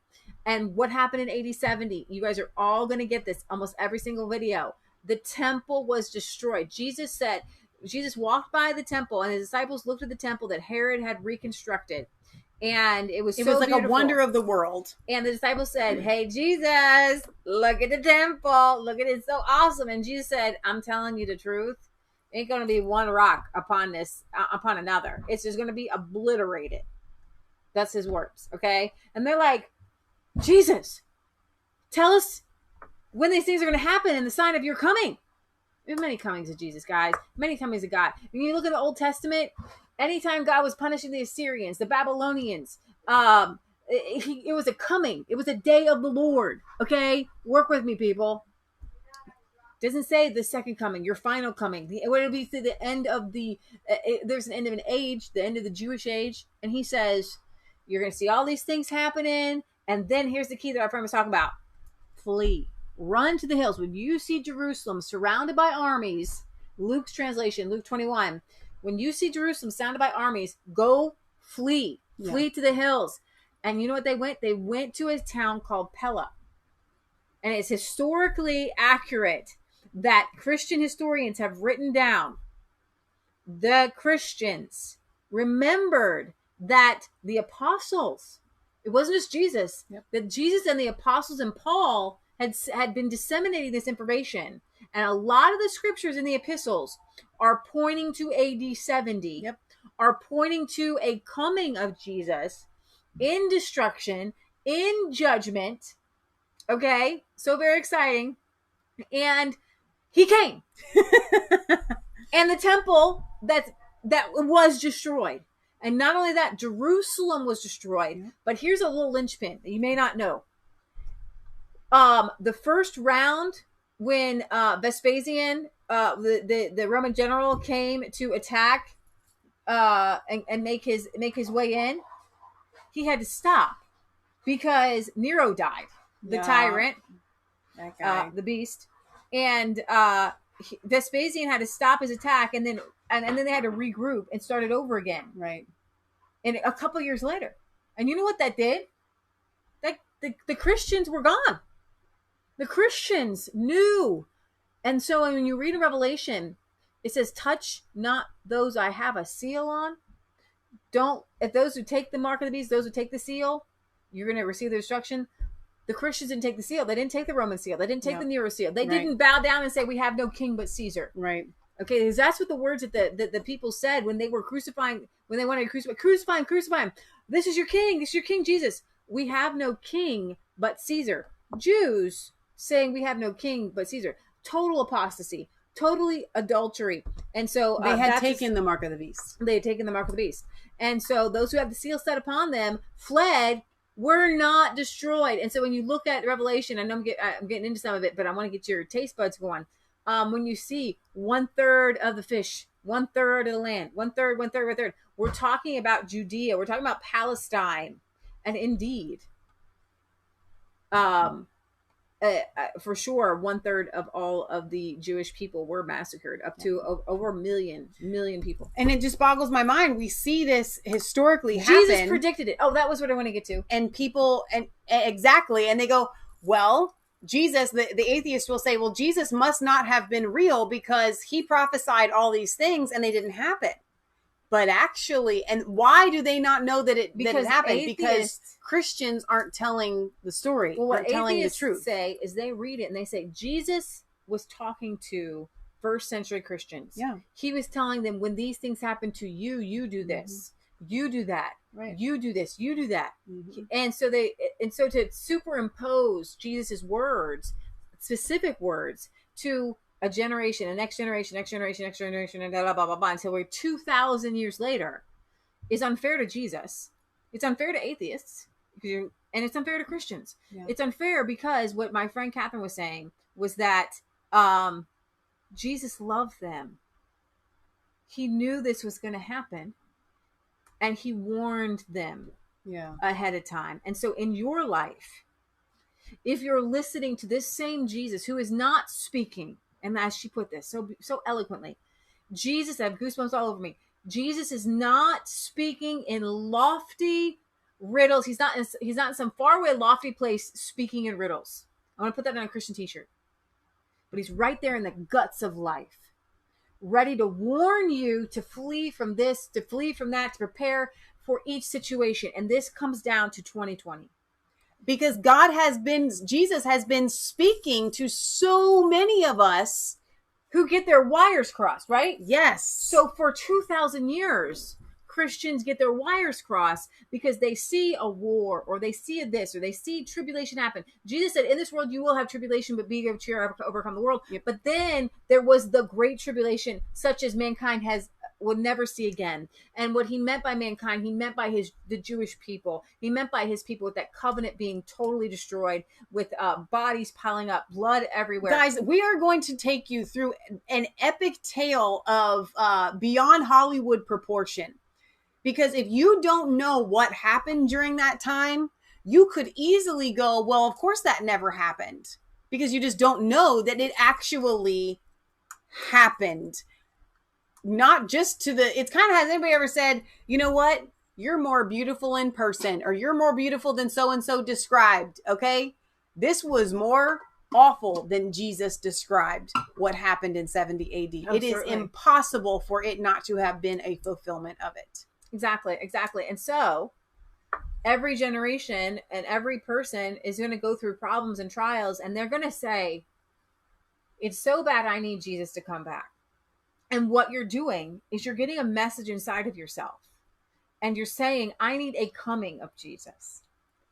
And there are many comings of Jesus. I'm telling you, during the Revolutionary War, bulletproof George Washington had many comings of Jesus. Ain't that a fact? Okay? The Pilgrims had a coming of Jesus to help them found this country. Right. Throughout history, missionaries have had comings of Jesus. There have been so many signs and wonders throughout history with Christians and God moving that you cannot. We've had 2,000 years of rich Christian history that we get to draw on. And so for you to know that even in the first century, to the very first people Jesus was talking to, he reached into the guts of life. And he told them what to do and in some cases, he told them, some of y'all are going to die. He told them ahead of time. He gave them grace. If you're going to go through something, he's going to give you grace.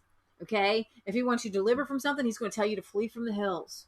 If you're listening to him, you're going to be in his will. And so whether you live or you die, for the glory of God, you'll know exactly why you're there. You'll know, you'll have the power of God on you, and people will come to know him from your life, or maybe even in martyrdom. I'm not saying that people don't get martyred, but what I'm saying is that if you are, God will tell you ahead of time. Yep. He'll give you grace to get through it. If not, you're supposed to be delivered. Okay, so we're in a moment where we need a coming of Jesus. We see the world is surrounded by armies, right? We've got a demonic horde that has set up this whole game. So, Richard, to 2020. Please go back. I beg of you to go back and watch our Revelation Red Pill Academy episode 1, which is the introduction. Then watch the second one. Yes, they are long. Okay. Take your time. Watch them and continue to join us, because we are going to prove to you what you have just said here. He says, if you're saying that the Great Tribulation has already happened, you're going to have a hard time working your way through the book of Revelation, I think. Richard, you're in for a treat. You are so very much in for a treat, because when we can see and depict exactly who John was talking to when he was writing to those 7 churches, preparing them for what was to come, this great tribulation in their lives, in their lifetime. Yeah. Everything falls into place. There's a reason why this series is going to take us many, many weeks and lots of hours, because it's not enough. We're going to do the Revelation Red Pill Nuggets. Okay. It's not enough for me in 5 seconds to present it to you, because you need facts, you need historical accounts, and you need scripture upon scripture upon scripture before you're going to believe what I'm telling you. That's why they're so long. So if you don't want to find out the truth and you don't want to listen through all of the evidence, I can't help you, but I can't give it to you in 30 seconds. But I will tell you this. Take a little gander at a man named Jonathan Darby, who lived in the 1800s. And then we talk a lot about him on our last episode. Follow Jonathan Darby to H.H. Brooks in America and Dwight L. Moody.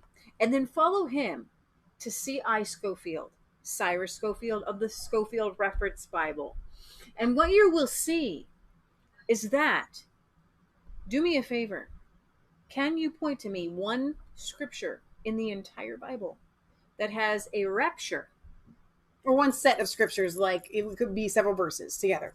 A rapture and a 7-year tribulation, followed by a coming and a final judgment of Jesus Christ. You can't find it. It does not exist. A 7-year tribulation with a 3.5-year break is not in the Bible. It's what is created in the 1800s called dispensationalism. It's by a man named Jonathan Darby in these prophetic moments. They were called the Owlsbury Conferences and the Powers Court Conferences. And you haven't even gotten into Miller. Were they over in England, and they would make things up. In the 1800s was a time of people making things up. You had the Jehovah's Witnesses, the Seventh-day Adventists, the Mormons, and the Plymouth Brethren dispensationalists. Have you ever played the game of Twister? Okay. These people, in order to get this modern understanding of the tribulation and all of that, they don't just contort their bodies to hit the right dots. They chop off each other's arms and throw them over there and say, we did it. That's how they do it. And everybody's going, oh, but the arm is there. The hand is touching it. And that foot's touching it there. Yeah, but they chopped it off of a person's body to get it to touch there. They didn't win the game. Okay? So join us on Wednesdays for our Revelation Red Pill Academy. And as we continue to do these nuggets, with the watch quote them. There, you're going to love them. With the quote on dispensationalists, a rapture is what we call a secret rapture, not in the Bible. Secret rapture, 7-year tribulation, and the second coming, the final coming of Jesus Christ. Putting those together, along with separating Israel from the rest of Christianity in two different dispensations. I'm getting to a point here. Darby himself called this new wine. Nothing that anyone up until 1800 years of Christianity had ever come up with. And I was always taught in church that if anybody comes to you and says that, you just take a second and go, And Darby got so intense in his dispensationalism and in his theory and in his Plymouth Brethren, he created a group called the Exclusive Plymouth Brethren, who were given the message of the last days in the 1800s, straight from God himself. And only those who were part of the Plymouth Brethren, sound familiar to any cult that you know, received the message. Okay, so you go back and you find the foundation. We pinpoint it right there, and actually, you got to go back just a little bit farther to the Jesuits who made it, who started to talk about some stuff like that. But there's the Jesuits, and then to Darby. Now, and so I'm bringing this all together because if your foundation is shaky, if your foundation is rocky, if God, I love my Mormon friends, but if God did not write on some golden plates and God did not have polygamy be a thing, then you might be a little bit off. When it comes to the dispensationalism and the rapture, 7-year tribulation, and the second coming, it's not in the Bible. You can't even, like Michelle, I remember, I grew up with it.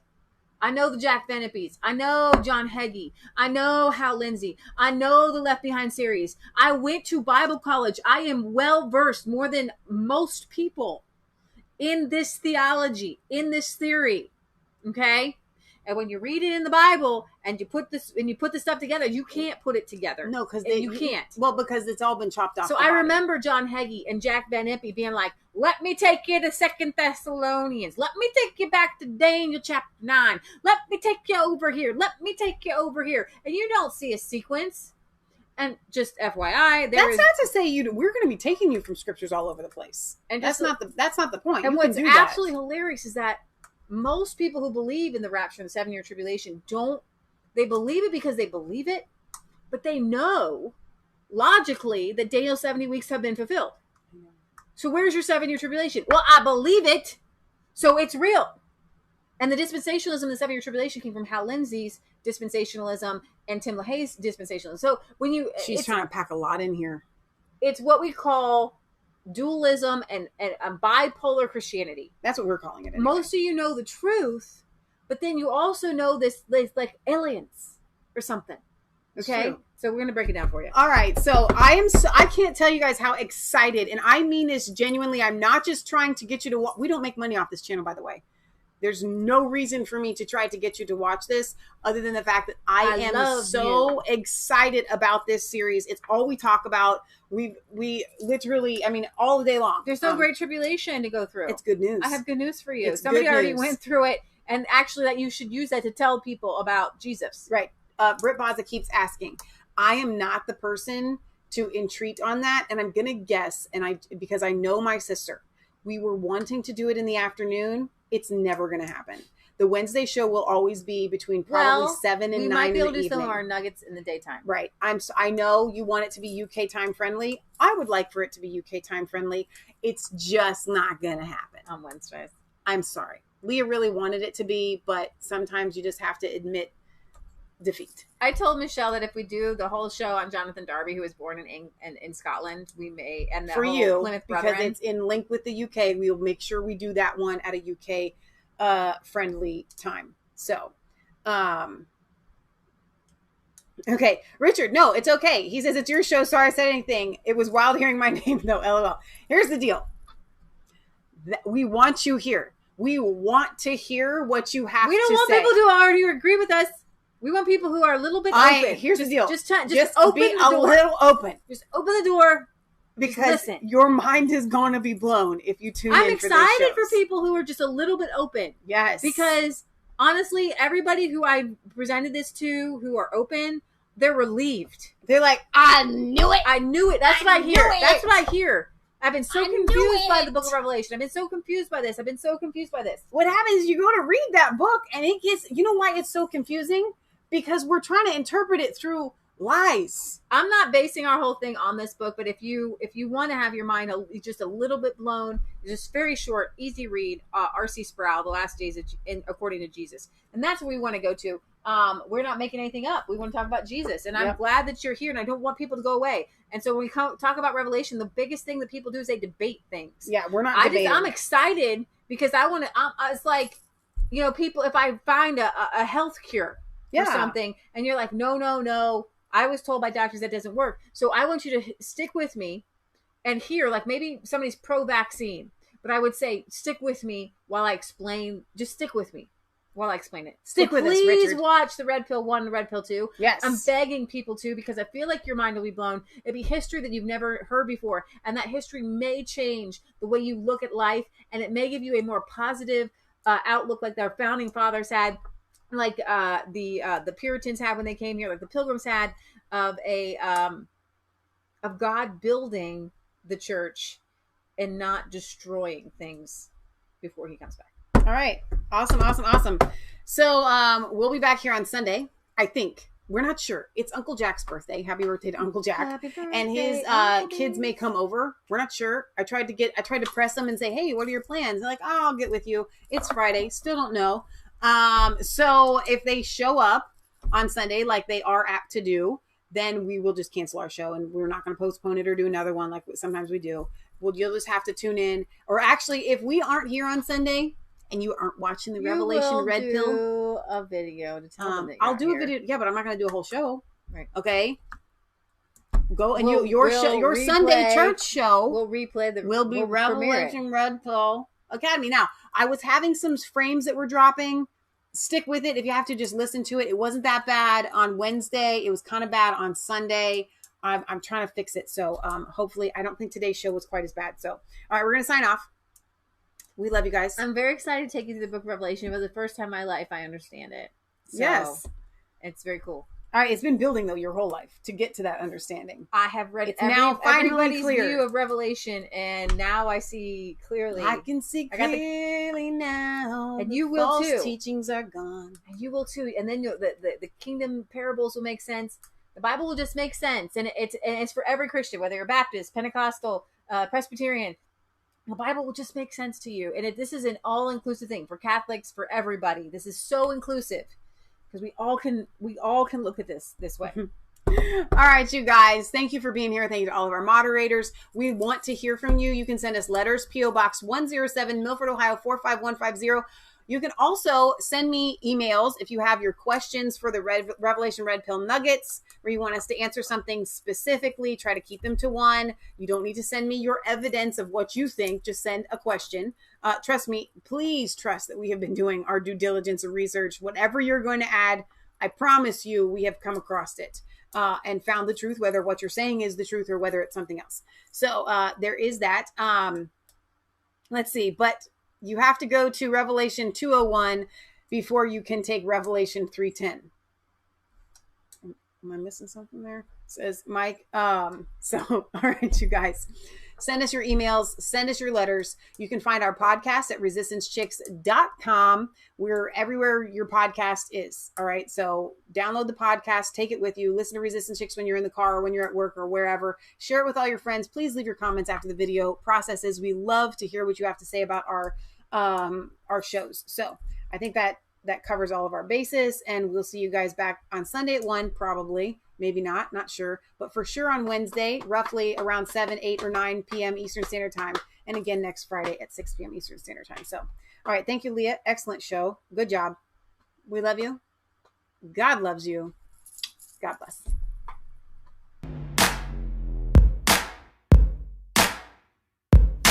I was cold all alone. No place for home every day. So afraid. But you call my name.